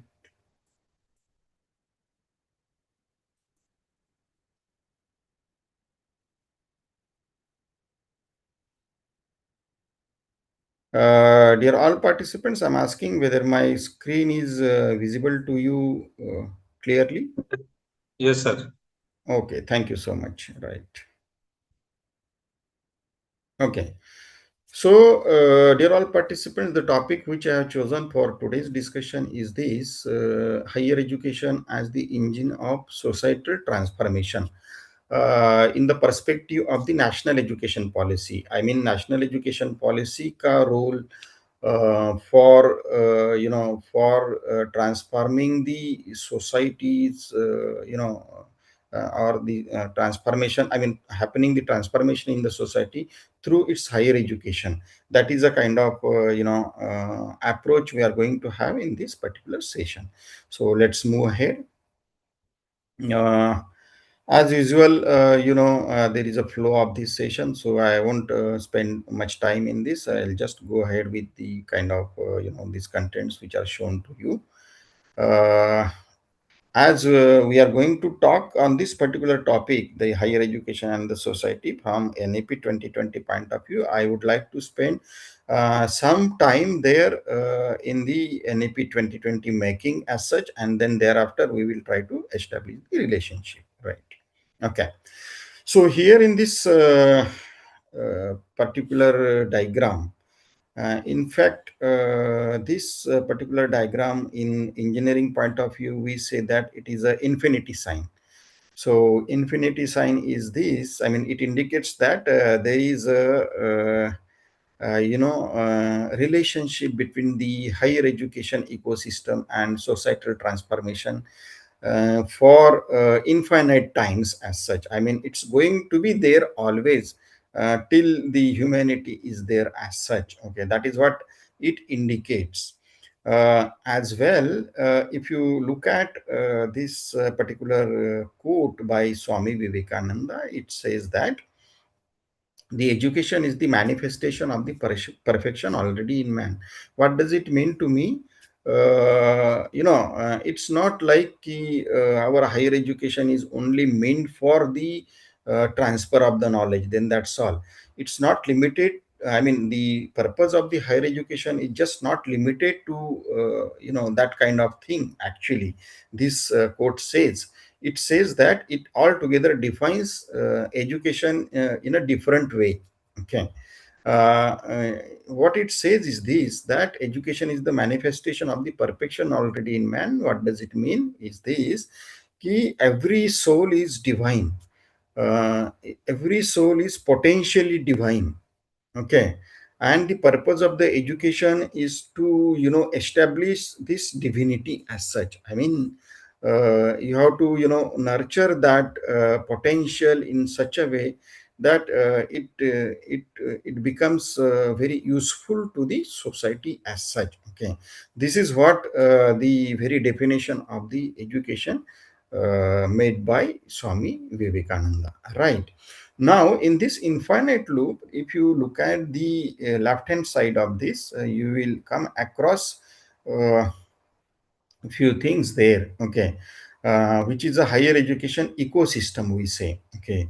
Now, in higher education ecosystem, what we are all supposed to get as such, okay, what it is supposed to do in a sense, meaning that in the higher education ecosystem, it is supposed to nurture the intellectual growth of an individual. Okay. That is one of the one of the, maybe you may call it as the purpose of the higher education as such. Okay. Now, when it comes to nurturing the intellectual growth of an individual, it does mean that you have to nurture its kind of skills as such. Okay. Maybe some kind of critical thinking, or maybe you may come across innovative skills, logical thinking, analytical thinking. Maybe it is at times collaboration and all. So those kind of those kind of enhancement in the skills is nothing but the nurturing of intellectual growth, which is the very purpose of the education system. Okay. If you morally look at the education, I mean offering of the education as such, then there are if there are someones who are with the education background, they can understand it, that when we think of offering the education, basically it has to encompass three components majorly while we offer the education. Okay, what are all those three components? The first component is basically, or domain we may say, okay, is the knowledge domain. Okay, now knowledge domain is basically the subject knowledge or your discipline domain, and you have to enhance in that particular area as such. Okay, the other domain of education system is going to be the affective domain. Affective domain, it does mean to me is this, that it is related to the value education. Okay, your ethics, moral, your sensitivity, there are many other, respect and all. So that all gets encompassed into this affective domain component. And the third domain is going to be the psychomotor domain of our education system. Now in the psychomotor domain, what we do generally is this, that uh, we talk on the skills and vocational education. Okay, now when we integrate all these three components there and come out with the integral part of our education system, we say that particular system or the kind of education which is being offered is the holistic education.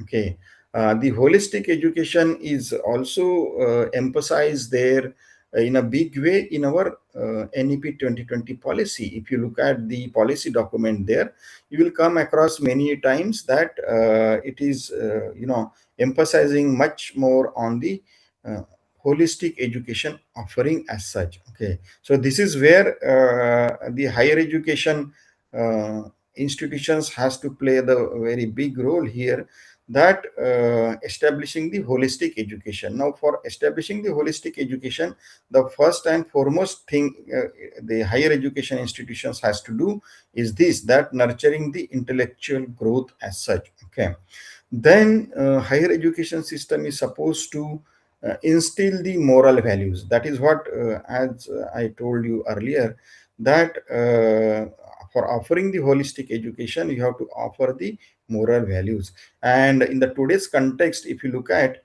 this is very important, dear all participants, because we see that uh, the young generation or the next generation or the learners who are coming in the higher education system as such. Okay, are basically are being governed by so many uh, external attractions as such. Okay, and kind of westernizing the behavior as such. Okay, whereas at some point of time we feel that we are forgetting the human values and Indian culture and all in our education system as such. And therefore it is, in the today's context, it's very important that we instill those moral values there amongst our students. It's very important. Okay, and then the third thing which is given here is fostering the critical thinking as such. Okay, I mean, when you are supposed to offer the education, you have to indirectly develop the students for their thought process as such. I mean, they should be able to critically think on a particular thing there, and then accordingly make their own opinions. Okay, and then come out with the solution kind of thing. So that is the kind of approach one has to have there in offering the higher education. It's very important, because I'll otherwise quote a very simple example, that we know that the renowned institutions in our country are there, like NITs and IITs, or say IIMs or AIMS or law schools and other many central universities and all. They are known as a high standard institutions, and IITs and other similar institutions are known across the globe as well. Okay, so they have their own name and fame. Now, the kind of education they are offering and the kind of education typically in our university structure being offered, I observe that there is a lot of difference as such. Okay, and why this difference at all appears there? I can visualize a few points in that. Okay, the first and foremost is that these institutions, right from their birth, they are autonomous in nature. Okay, now due to this autonomy offered to these institutions, what's happening there is this: because of this autonomous nature of these institutions, they have the freedom for the freedom for establishing the curriculum in the institutions. Like the professor at IIT has the freedom to really go ahead and visit the corporate world or industrial world there, and find out the state of art technology there, or what kind of skills are required there in the industries. Okay, what are their processes, what is the technology being employed there. All that knowledge he gets readily from the corporate world. Okay, happenings of the corporate world. At times he or she can fetch the experts from those corporate world or industries there on their panel as such, and then design a kind of curriculum for the students there. Okay, so meaning that the students of those institutions gets the opportunity to learn the state of art technology quite early in their learning process as such. Okay, whereas for the same thing to happen in the university structure, it takes years together. Okay, if you at all think of bringing the state of art technology as a part of your curriculum in the university structure as such, you have to pass through many things there. First of all, you should individually get convinced for it. You should be, I mean, your mindset should be ready for that. And then there is a board of studies, there is academic council, and then personal interest of the people, and there are so many other hurdles. Okay, while you pass all these hurdles there, it takes a lot of time. And then our students basically in the university do not have the opportunity to cope up with the students there who are getting readily the opportunity to study the state of art technology, whereas our students will always lag in that particular scene as such. Okay, that is one point. The other benefit these institutions has is this: the professor there can have the freedom for assessment of the students. Okay, he or she may pose some kind of challenging problems to the students, and then he or she may ask the students to really come with the unique solution from each of an individual students as such. For that, he may give full freedom to the students. Like, you may either go for open book test, you may go for you may visit your library, you may take your own time for it, you may go to the your room and then discuss with the peers and all. So every kind of freedom is given, but ultimately he or she wants that you should come up with the unique solution for the problem given as such. Okay, so that particular approach will really nurture the analytical thinking, the collaborative thinking and collaboration skills, and then logical thinking, critical thinking, innovative thinking of the students for the unique solution and all. So indirectly it all happens there in the structure, that is autonomous structure. But whereas in our university, what is our typical approach for assessing the students is quite different. Okay, we generally conduct the mid-sem examination and end-sem examination, and whatever we teach there in the month of August, we ask them in the month of December, with the kind of problems like explain or define or write short notes and all. So that is the kind of approach of our assessment basically. And due to this, what happens is that students generally prepare for the examination a few days before, and whatever they studied there, they want to memorize these things there, and then come in the examination hall and then write or whatever they could remember as such. Okay, with this kind of approach, what is typically happening is this, that key students ka memory skills is enhanced. Okay, so we are only focusing on the memory skills in our approach, whereas we are not at all looking after their development in other skills as such, which are termed as the 21st century skills nowadays. And these 21st century skills are very important from point of view of fetching the jobs for the students as such. Because if there is a lag, or if there is a there is a gap between the industry and the academia, and I mean industry's requirement is quite different, their skill set requirement is there different, I mean their demand for the skill is different, and what we offering in our curriculum is quite there is no correlation between that. So naturally the students will not be after coming out of our institutions, they will not be the job ready kind of human resource as such. And our NEP 2020 is basically focusing on that particular issue of job ready. Okay, because we do not want our students to really go after having the degree, go elsewhere and then opt for some kind of extra courses there, and then acquire the skills there, and then get the enough confidence to really fetch the jobs for themselves. So this is a kind of either you have to waste the money and the time as well of the students.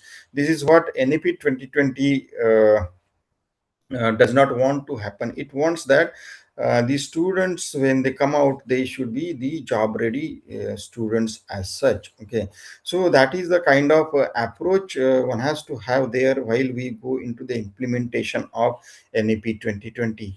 But unfortunately, while we going ahead with the implementation of NEP 2020, we at times, I feel that, I don't know, I may be even wrong, but I feel that we are not implementing it in the right spirit and mind as such. Okay, because many things which are talked there in NEP 2020, we are trying to simplify those things, and for our benefit or for our ease, we are just trying to kind of do kind of lipapoti thing, and then change some things there, curriculum and all, and then try to make up with the requirement of the NEP 2020. That is not going to serve the purpose and philosophy of the NEP 2020 as such. Okay, as well, because NEP 2020, as we see that, is really from its document point of view, you find that there are so many good things which are discussed there. Something like there is a lot of democratization happening there in the new education model. Like for example, if at all I have to give, I can quote that there is a provision for the which is kind of the knowledge which we are gaining from our generations together. Okay, recognition to the prior learning, it says. Okay, now what is this prior learning? Is something like, say, even in our villages nowadays, we see that there are some skills amongst the people. Okay, which are there, and they are there from their generations together, getting passed on from one generation to the next generation, right? Something like, say, smithy or carpentry and all. At times the person in the village may have such a good skill in the carpentry, that our ITI pass out also may not cope up with that kind of skills. So such skills are there in the villages, but unfortunately they do not have the the certificate for that, or maybe degree for that, but they only have the skill as such, and their doors of education further are closed. Okay, and therefore NEP 2020 takes care of this skill also. NEP 2020 feels that none of the skills which are there from generations together should go waste as such, and that should be preserved. Okay, and therefore such people also gets an opportunity to to go ahead with their further education journey. And and the provision is this, that they can themselves sit for the kind of assessment at some centers there which are established by NCVET, National Council for Vocational Education, and those centers are accredited centers there. They may go there and then exhibit their skills there. After assessment, if that particular center feels that it's appropriate to really go ahead with these skills, they will they will allow you to go for some kind of makeup courses from NIOS, that is National Institute of Open Schooling. Some language courses you may do there, and then they will be able to issue you a certificate of 10th or whatever. Okay, and then thereafter you may start or begin with your education journey as such. I mean, you can go ahead with your 12th standard and then degree or PhD, whatever you feel. So there is a lot of democratization happening there in the policy making as such that we see. Okay, so that is a kind of beauty we see there in the education policy as such. Okay, also higher education ecosystem is supposed to be driving the scientific inquiry. I mean, to prepare. This is what typically happening there in the education offering in autonomous institutions, wherein the students are prepared in such a way that they get developed into this kind of attitude, that is a scientific inquiry attitude as such, so that our educational institutions not only become only the centers of just offering or transfer of knowledge, but also they should be able to generate the knowledge through the research there or some innovations there, and then that should get that should be benefited for the society as such. Okay, so societal problems are supposed to be dealt in those educational centers or institutions there through their education, offering of the education. This is where we find that there is an infinite relationship between the higher education and the society. And then after acquiring all those skills there in the higher education ecosystem, what we see there in the other side of this particular infinite loop is the societal transformation. Now, how this education is going to help the society in getting transformed there. Okay, so it gets transformed into something like we find that there is a economic diversification, because we are educated, and we are getting educated in various disciplines as such. Maybe some of us become the doctors or engineers or teachers or researchers or innovators or businessmen and all. So there is a lot of economic diversification we see in the society because of offering of different kinds of education. And then ultimately the economic health of the society is going to be taken care by the higher education as such. So we find that there is a lot of economic diversification in as a part of societal transformation. Another thing which we observe here is social mobility. Okay, our society otherwise also is so diversified and that we have the different regions, we have the different languages, gender, we are diversified in. We are basically, have the diversification in urban and rural kind of thing. So there are many things there. Socially disadvantaged groups are there. So there is a diversification happening.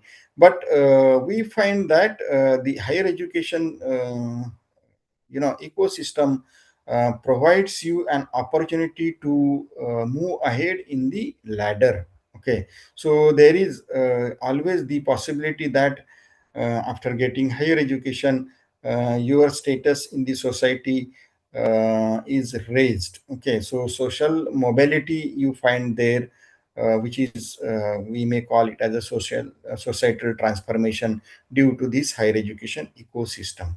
As well, higher education system is supposed to prepare our students for civic engagement, something like social activities and all. They should carry. And also further we find that the kind of education which we are offering should also encompass this particular thing, the global competitiveness amongst the students. Because our students or our young generation is not going to serve the country, but it is also supposed to serve the globe as such, across the globe, I mean globe as such. Okay, and therefore they should also be made aware of the happenings at the I mean across the globe as such. Okay, meaning that they should be made aware of different social cultures of different countries there. Collaboration, they should know how to go ahead with that. The better communication, how to establish, they should know that. Okay, because the time ahead is such that because of the technological advancements, we find that there is a lot of intermingling going to happen there amongst all the countries as such. And the people from one country to another country are going to go there for different purposes, serving or whatever business purposes and all. So in this scenario we should take care of. As well, our NEP 2020 also talks about the employment of the technology in the education. Okay, because it is sensing that the technology is the one which is going to help in the better offering of the education as such. What way? If we look at the population demography of our country, I'll just quote another example here in front of you. We find that the population demography shows that for years to come together here onwards. Okay, our age group between say 15 to 55 is going to be dominant forever. Okay, for many years to come. Okay. Now this is the age group, since it is going to be dominant there. Okay, we say that our country is the young nation. Okay, otherwise also, if we look at the gross enrollment ratio in our country, we find that in the schools there are around 26 crores of the students, they are coming in the school education, whereas in the higher education they are around say 4 to 5 crores of the students, they are entering in the higher education. So out of 26 crores of the students who are going in the school education, only 5 crores of the students, they are entering in the higher education. So where are other remaining 21, around 21 crores of the students going? So either they go for informal job, informal education, or maybe dropouts, and at times nuisance and all. So therefore, as we say that our country is the young country, and that is an asset to our country, but it can only become the asset to our country only when we treat this particular young generation or nurture that particular young generation very well, offer them the skill education and all, or the value education. Then and then only they will be becoming the asset to our country in the real sense as such. Otherwise, it is again going to be the other part of this particular development, which is not in favor of the development of the country as such, right? So therefore, as an educator, it's very important for all of us to really look at this societal issue very logically, and see to it that we offer the better education to them. Now, when we think of offering the education, I mean, by increasing the gross enrollment ratio, even if I thought of increasing 5 crore input to 10 crore of input there. Okay, as we see that NEP 2020 talks about by 2035 our gross enrollment ratio should be almost double. That is what is what is there today, or around 50 or so. Meaning that even if we think of doubling our input in the higher education from 5 crores to 10 crores, okay, then to accommodate this extra 5 crores of the students, we will really have to increase our the classrooms, the laboratories, the colleges, number of colleges, the number of universities, and blah. If we go ahead with the brick and mortar model, okay, and which is not possible basically in very short period of time, and therefore we have to take the help of the technology as such. And technology nowadays is such that it is so advanced that you can offer any kind of education through the technology as such. I mean, you may go in for some practical subjects, offer some virtual laboratories, and whatever assessment also you can do online and all. So everything is possible to do it in an online mode as such. And therefore we find that NEP 2020 is also emphasizing much more on blended learning mode as such. Okay, not only blended learning mode, nowadays we find that since this policy was carved out of the thought process, that time the AI technology and all were not enhanced that much. Okay, but of late, in few years now, 1 or 2 years back, we find that AI is coming in a big way in education also as such. Okay, and therefore maybe it may happen that we are nowadays talking about the personalized learning and all, and learning through AI tools and all. So therefore, maybe at times again we will have to amend our policy and introduce this AI part also. It may happen because technology is advancing in such a fast rate that we need to really bring in those changes in our education model as we progress on a timeline. Okay, which has not typically been done since last policy was designed as such. I mean, last policy, if you remember, was there in 86, and then there was a little bit of amendment there in 95, and in 2017 only the NEP 2020 has come up. So almost 34 years back, this policy. By that time, the corporate world, the industrial world, the things across us in the society and all got advanced so much that have been talking about the industrial revolution 4.0 and automation and blah blah blah. And still our the kind of education which we were offering was with that older policy as such. And therefore that has created a lot of gap between industry and academia. And because of widening this particular gap, we find that there was no synchronization amongst the happenings in the corporate world and the education system as such. But unless and until the education system and the corporate world or the society works hand in hand, better things cannot come out as such. And therefore it's very important also for us to really go ahead with use of technology in the education. And that is where technology can also help us in the massification of the education.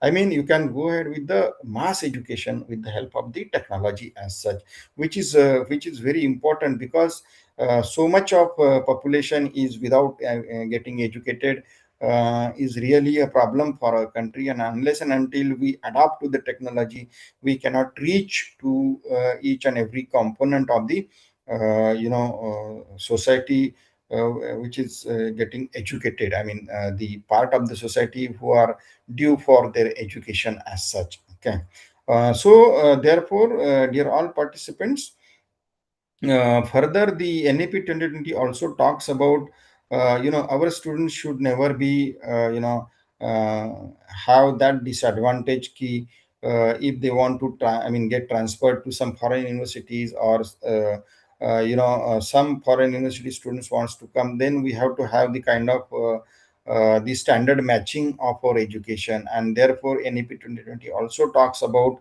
opening our campuses elsewhere, opening the foreign university campuses in India, so that there is a global competitiveness happening there, and our students will not have this disadvantage that and they should be able to move in foreign universities without going through some entrance examination and all. They should get directly, or it should be possible for them to directly move from one university to another university. That is what is the expectation there in the policy document as such. So with this kind of thing, discussion, we observe that the societal transformation is a continuous process, and evolving our higher education system is also a continuous process. It is all the time evolving every now and then, and societal transformation is also happening every now and then, and therefore they are so closely related with each other that they establish this infinite loop as such. Okay, so with this kind of understanding between the higher education and the society, let's move ahead and talk on this. As I told you, dear all participants, that the our institutional educational institutional purpose has evolved from foundational nation building to the global leadership. What does it mean to me is this, that the purpose of education all along the timeline, okay, is not fixed. Okay, in different phases we find that there are different purposes of the uh, education as such. Okay, if at all we are required to partition this in three different phases as such, offering the education. So we can see that the first phase was the ancient era of our education. Okay, the second phase was the post-independence education, and the now third, we are in the third phase, wherein 21st century education as such. Okay, so what is, see, all along the timeline, everywhere we find that there were different purposes of education as such. In the ancient era, it was not a massification of the education though, but it was offering the holistic foundations, and then there were some renowned institutions, and multidisciplinary approach, and guru shishya parampara, and then it talked about all kinds of kalas there, right from your ayurveda to metallurgy and all, and then carvings all along the temples. We see there are many things, and altogether also they were required to kind of go for some war knowledge and all. So that is a kind of purpose of offering the education in that particular era, which we say as the ancient era. Okay, but after we got independence, there the purpose of the education model was to really go ahead with the nation building, the scientific way, or the approach of in our education has to be there. And for that purpose, two commissions were set, the Radha Krishna Commission and Kothari Commission, and they focused on creating a framework for democracy. Because we just got the independence, so establishing the democracy, expanding the access of education, setting up visionary investments targets and all. They set the target that you need to spend 6% of the GDP always every year on the education, but it unfortunately could never happen. Okay, even of late, in recent years also, it could not happen.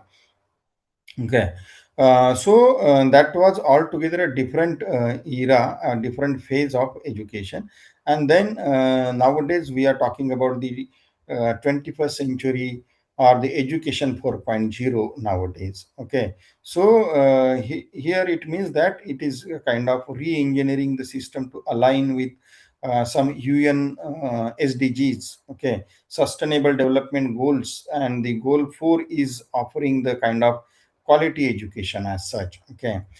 Because the challenges, 21st century challenges of the society are quite different than those were there earlier, okay. And therefore our education, higher education system should take care of those problems of the society nowadays. Okay, it talks about, clean environment, and sustainable development kind of thing. So our education should take care of those, so that our humanity overall, for that matter, society is a very small component, but if we thought of overall humanity as such, our education, higher education, should serve the humanity as a whole, okay. And for that purpose, whatever the goals, UN goals set there by so many countries across the globe, those needs to be met through our education system as such, okay. So preparing a massive youth population to lead the global knowledge economy and all, okay. Resources are not going to be, power, but the knowledge, or the knowledge economy is going to be power here onwards. This is what the world is leading towards, right? So therefore, dear all participants, we need to understand this particular thing also, okay. Further, we find that the legacy system fractured learning into rigid and isolated silos there. Okay, what does it mean? Because our, earlier education system, or whatever the education system we used to have earlier, had some disadvantages there, which are taken care in the new education model, okay, or NEP 2020. So as I told you that I would be talking in the perspective of the NEP 2020, I'm trying to every now and then correlate this particular topic with the NEP 2020 as such, okay. Now we find here that there are some broken pillars, so it is a symbolic representation for the fragmented ecosystem. That is, the education system we had earlier had the many or thousands of small affiliated colleges lacking research capacity, or at every level we find that there was a fragmentation meaning different departments, different disciplines, different the kind of universities, maybe private universities, maybe government universities, semi-private or autonomous. And then at the governance level also, there were different regulators there, AICT, All India Council for Technical Education, then University Grants Commission, UGC, then Council of Architecture there, then for teacher education, NCT, for health education, there are different, regulator as such. So we find that at every level, basically, right from the ground level in the college to the regulators level, we find that the system was fragmented. Okay, and because of the fragmented nature of the system, it was difficult to really, really meet the requirements of the society as such. And therefore, NEP 2020 is talking about, forgetting about this fragmented ecosystem, and it wants that the one regulator overall in the country as such. Okay, Higher Education Council, it says that we will discuss as we move ahead in the presentation. But we have to remember the disadvantages of the previous this thing. Okay, also this is another fractured pillar of rigid boundaries as such. Okay, I mean, our education was separated so much that we find that the hard separations between the arts, science, and between vocational and academic streams we have it. Not only that, even we have witnessed that a student from one department, if at all wants to have the collaboration with the other department. Say electronics department wants to have the collaboration with the chemical engineering department ka students project kuch aisa hai. So it was difficult for those students to really go and work in the other department's laboratory, because we were compartmentalized so much that we would always be liking to work in the silos. Okay, so compartmentalization of the education is not going to really serve nowadays, because every discipline otherwise you find that it is so much intermingled with each other nowadays, that the application of other disciplines are always there in any discipline you take into consideration. For example, if you if you consider the health education there, nowadays we perform the robot surgeries and all. If you feel, or if a student who is getting educated in the health university as such, and wants to know about robot as such, and wants to attend the robot subject as such, so it should be possible for that particular students to really go and attend there. So multidisciplinarity is very important, because disciplines are intermingled with each other. We find likewise that if we consider the example of the agriculture university for that matter, in the agriculture university, if the university only talks about the seeds, the knowledge of the seeds, the knowledge of the fertilizers, and knowledge of the soil, okay, and then if it forgets the employment or uses of the latest technologies in the agriculture field. Okay, nowadays we find, right from drones to to the artificial intelligence, we find that there are lot many applications in the agriculture field. So if that particular university feels that it does not need that particular knowledge, then it wants to work in silos, then really that university will be missing that interdisciplinary component as such. And they will not it is, I mean, it is not fair also for the students of agriculture universities uh, to really not give that kind of education to them. So they just can't afford to remain in silos. What I mean to say is this, that they are not affording to remain in silos, or they cannot afford to remain in comfort zone as such. They have to come out and establish other departments as well, right from even the social departments may also be required. If you take the example of IIT Kharagpur, or there are many other campuses also, wherein you find that lot many disciplines are taught, right from your agriculture to health to engineering to arts, commerce, every kind of education you get in one campus kind of thing.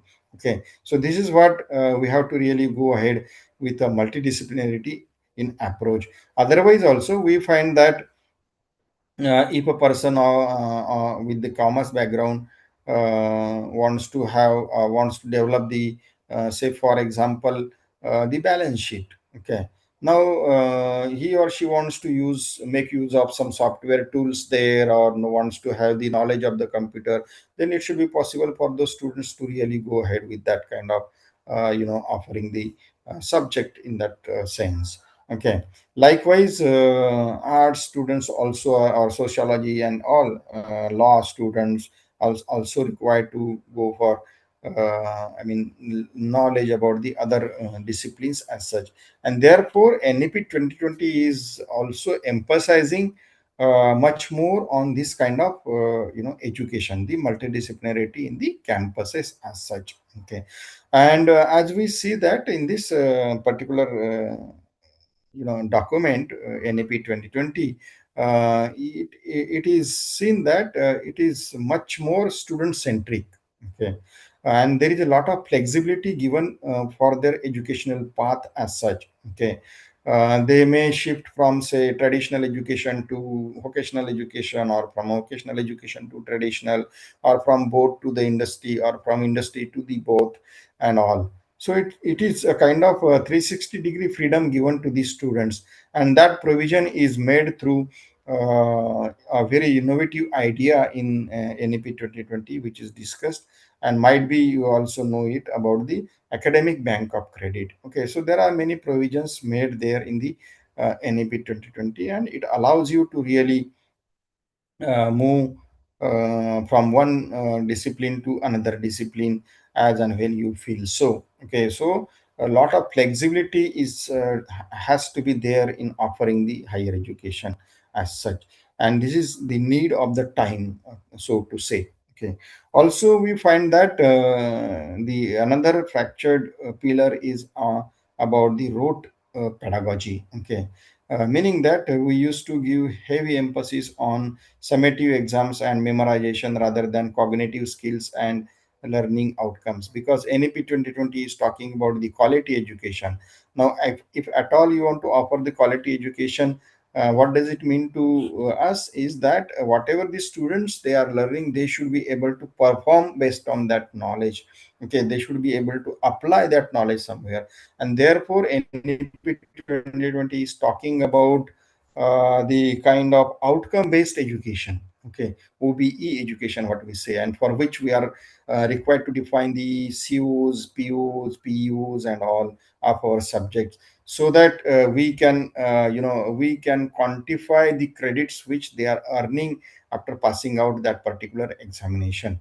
Okay, which will make sure that they have that particular knowledge to apply as such. Okay, also we see that for offering the quality education, we have to adapt to the Bloom's taxonomy, and we have to accordingly design our curriculum, have the assessment of the students that way, right? So this is where is the need of the time we find, and therefore we need to get transformed into altogether a different approach as such. Okay, and as well we find that there is to be the uneven access to leading to severe drop-offs in gross enrollment ratio for socio-economically disadvantaged groups in higher education. And digital transformation actually allows you to really take care of this particular issue of uneven access. Okay, and there is no discrepancy now in the digital education on the kind of student, what kind of students, what is their area, region, and all. Everywhere you will find that the similar kind of education you can offer through digital technology as such. Okay, so this is where in all along the timeline, for the benefit of the society, everything is taken care in the NEP 2020 document, and needs to be implemented thoroughly. Okay, NEP 2020 rewaves these threads into a vibrant knowledge society. I mean, what we saw just now, the fragmented ecosystem, the rigid boundaries, the rote pedagogy, the uneven access, okay, they are tied together in a common thread, and it has come out with the some solutions for it. Like, it has set up some targets, doubling the gross enrollment ratio by 2035 to 50, which I talked already, and then have some kind of consolidated fragmented institutions into mass. I mean, convert those or transform those into Meru as such. Meru is massive multidisciplinary education and research universities. It is expected through this policy that every uh, district level or taluka level, there has to be the Meru institutions. This is where government has to spend the money for establishing such institutions, so that across the country, each one of the district, each one of the taluka actually gets the uniform kind of education, and that Meru institutions are going to lead that particular region for the other institutions which are there in that particular region as such. Okay, so this is what is expected as the part of implementation of this particular policy. Unfortunately, dear all friends, it so happened that we have started implementing this policy 2 years back or 3 years back, without sensitizing the teaching fraternity or its stakeholders as students, parents, management, and all. And we just often started its implementation. It is now of late, very recently, this mission mode program NEP 2020 has come there, and it is through this particular program that everyone is getting sensitized on NEP 2020 as such. Okay, as well, without looking at the other recommendations of the society, we simply started implementing it at higher education, leaving back the school education, and the other parameters also, like having the higher education council and then scrapping down other regulators there. There were so many recommendations establishing the council for research grants and all. But we only focused on this particular issue of curriculum as such. Okay, but to really, and then therefore many of us really thought that this was the kind of disruptive in our routine work. I mean, disruption in the routine work. And because of the disruption in the routine work, it so happened that we started resisting it. Okay. But otherwise, philosophically, if we look at the policy document, it's very nice. Okay. But we should take every stakeholder into confidence and then start implementing it to get the and in the right spirit as such, to get its better fruits. Okay, so hope that in time to come, really this will work out and will create or generate the better society in our country as such. Okay. Also, NEP 2020 mandated that it is to produce the engaged, productive citizens equipped with 21st century skills and deeply rooted in Indian constitutional values. Okay, so that this fractured kind of system which we had is overcome. Okay. Further, we find that that policy also triggers a fundamental paradigm shift in higher education, like structure में fragmented to Meru, and then pedagogy में this rote memorization to competency based formative assessment and all, boundaries to fluid integration, and then governance affiliating control to graded institutional autonomy. So this is all are expected, and this is expected for the betterment of the society. This is where we find that as we are approaching the time, I don't know, organizers may share with me that can we extend this by another, say, 10-20 minutes. uh, okay, if someone is there, you may respond. Yes, sir. Yes, yes, yes, sir. Yeah, thank you. So therefore, we find that this policy is also talking about the holistic education, wherein there is intellectual approach, and then physical also. The moral approach is there, emotional and social component is there. So overall, the overall development of the learner has is at the pivotal point as such. I mean, it is a at the central place. Okay, every thing in the policy, if you look at, it is revolving around for the betterment of the students. So students basically is at the pivotal role as such. Okay, and around that particular student, everything is evolving in the policy document, right? And therefore we say that this policy is really offering the holistic education. Okay.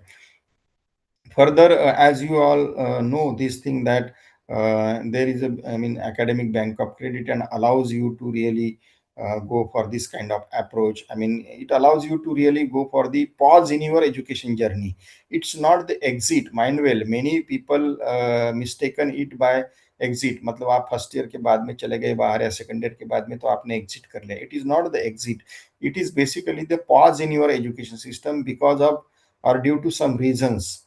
Okay, maybe your personal reason or societal reason may be different. And then there is a provision also that you can come back and then join the mainstream education there, or you may change your stream and join another stream or discipline in your education, but the provision is made there. Okay, so it allows you to take the pause in your education journey overall. Okay. Also, the targeted structural support breach the gap for disadvantaged group.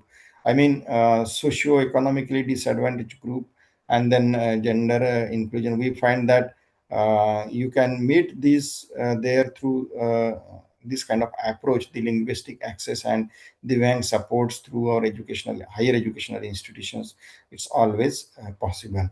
Also, the higher educational institutions are supposed to really go ahead with knowing the problems, and then finding those problems, seed and fund is required for that, and then applying it, trying to solve it, and then collaborate with others through the educational institutions, innovate it, and then through that only the progress of the society can happen. This is what is this progress wheel is representing. Okay. But unfortunately, we still are spending around 0.69% of our GDP, which was expected 6%. So therefore, happening research and innovations is really restricted in our educational institutions. Okay. If we look at the higher educational institutions, basically we find here it's at the core part. In this particular, in the outer ring we find the campus, outer to that we find the community, and in the out next to it we find that it is the nation as such. Okay. So at the higher, at the core part, the educational institutions, and then the campus actually develops some kind of fostering pluralism, and then tolerance and debate, sensitization to gender identities and cultural diversities. These all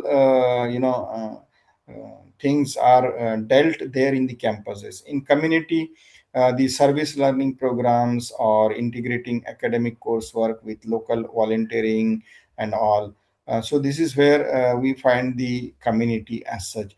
And the at the national level, we find that cultivating informed citizens committed to the fundamental duties and national integration and constitutional values and all. Okay, so this is where we began our journey at the core, but ultimately the purpose of the higher education is to serve, and as we pass through campus, community, and ultimately the nation as such. Okay. Further, we find that this digital infrastructure acts as the great equalizer. As I told you earlier, that digital infrastructure does not differentiate in your diversity kind of thing, whether you are male or female gender, or whether you come from urban or rural. There is a equal opportunity everywhere. So that is a great advantage of digital infrastructure. Further, as you might have come across this news that Higher Education Commission of India, this bill was Vikasit Bharat bill, basically education bill, basically was placed there in December 25, and it is with the joint parliamentary committee nowadays, and then it is supposed to get through. Once it is passed, I think you will find that there are four councils under the patronage of Higher Education Commission of India. Okay. The regulation, for the regulation, we find NHERC, that is National Higher Education Regulatory Council. Then for accreditation purpose, a National Accreditation Council, and then for funding and all, Higher Education Grants Council, and then for setting up the standards, General Education Council. So AICT, UGC, or other regulators are getting scrapped, and these four councils will be set up as a part of implementation of this policy as such. Okay. So ultimately, the return on equipment, return on investment, basically is this that we find the holistic learning drives and innovation and agility, equity, inclusion, and drives the social mobility, and research focus drives the global leadership, and civic engagement drives the cultural preservation and all. So this is all in all is the you know advantage to the society from the higher education, and the higher education also helping the societal transformation through implementation of NEP 2020 or NEP 2020 perspective. With these few words, I come to the end of my presentation. Thank you so much, dear all participants, for your patience listening. And I also extend my sincere thanks to the organizers of the college, as well the to the director MMTTC Amravati University for giving me opportunity uh, to to discuss my viewpoint on this particular issue to with all of you. And last but not the least, all the participants who are still with me in this particular session and are seriously listening to me. Thank you so much, all of you. Okay. So here I Thank you, come sir. to the end of my presentation. Yeah.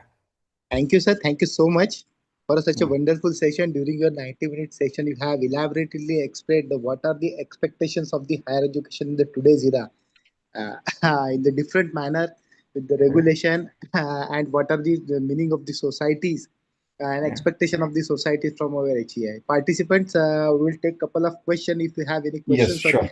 Yeah. we'll take the questions. Either we can conclude. Simultaneously, one sir query, particularly with regards to this Vikasit Yeah. Bharat Shiksha Adhishtan has been Yeah. received through the YouTube. If you could permit, shall we take, sir? Yeah. Yeah. No issue. Yes. Yeah, yeah. Actually, the viewer said, although the government has come up with this Vikasit Bharat Shiksha Adhishtan, and it is Mm. not yet final, but is it Yeah. feasible to in our diverse country, a single regulator will be work? In fact, to support it, basically, there are other councils. There are other four councils also. Okay. So through that, what we were, I mean, the way we were working, like for say non-professional institutions, the University Grants Commission was there. Okay. And then for the professional colleges, All India Council for Technical Education was there. Okay. So there, all the tasks are integrated in these four councils, which were shown there in the figure as such, under the patronage of one, higher commission as such. So I think those councils basically will have further partition for the kind of education which they have to deal with. Okay, maybe that way it will support. But I have really not gone through that particular bill, that how the structure is formulated there. It is still has to pass through the houses there in our country. But then thereafter only we will come to know that what is the structure and how it is taken care as such. I mean, in this Yes, sir, diversified definitely. country, yeah, in this, our diverse nature, how it is taken care in that particular bill as such. That we will come to know. Definitely, the time will definitely come, sir. And at Yes. that time moment, the functionality of all these councils and this Yeah, yeah, unified sure. regulator will definitely defined by the Yes. government, and we will hope so that will be Yes. inclusive in all nature. Inclusive in So, all. So, yeah, shall we really. conclude, sir, if you could permit? If other participants have any other query, Yeah, contribution, yeah. or their viewpoints, you are welcome. Yes, sir, definitely we will take. Participants, is there any queries or the question or some kind of point of view is also there, or Yes, observations yes. with regards to Yeah, this NEP? observation You can also you please can know. mention here. That Yeah, will be really helpful for yeah, us. yeah, yeah. Please, anyone. Yes,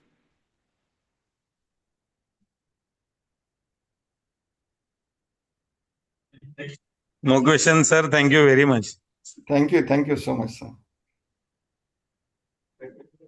Okay, sir. I think, sir, I think we should conclude if you could permit, sir.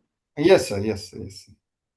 So on behalf of Malvi Mission Teacher Training Center Sant Gadge Baba Amravati University and Government College of Engineering, Lakhai Sarai, Bihar, I extend my sincere thanks to you for such a wonderful session and insightful towards this national education policy and what are the expectations from our HEI with the different stakeholders.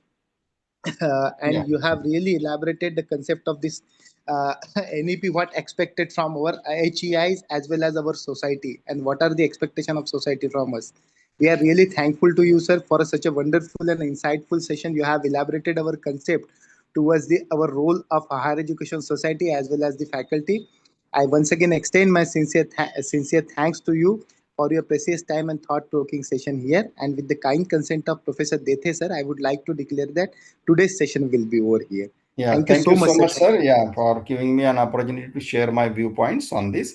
Okay, now I can talk with Dr.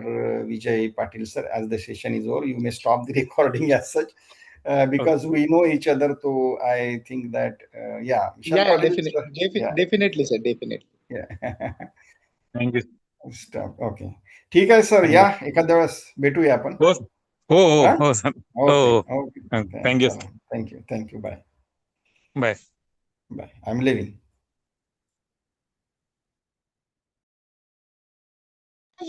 Okay, so participants, we will stop now here. I have shared the MCQ link in our WhatsApp group. Kindly be attentive and kindly do the needful. It will be open by tomorrow 2 p.m. Okay, so within the prescribed limit, you can complete your assignment. Thank you, everyone, and we'll meet tomorrow. Tomorrow there will be a session. I have already shared the link.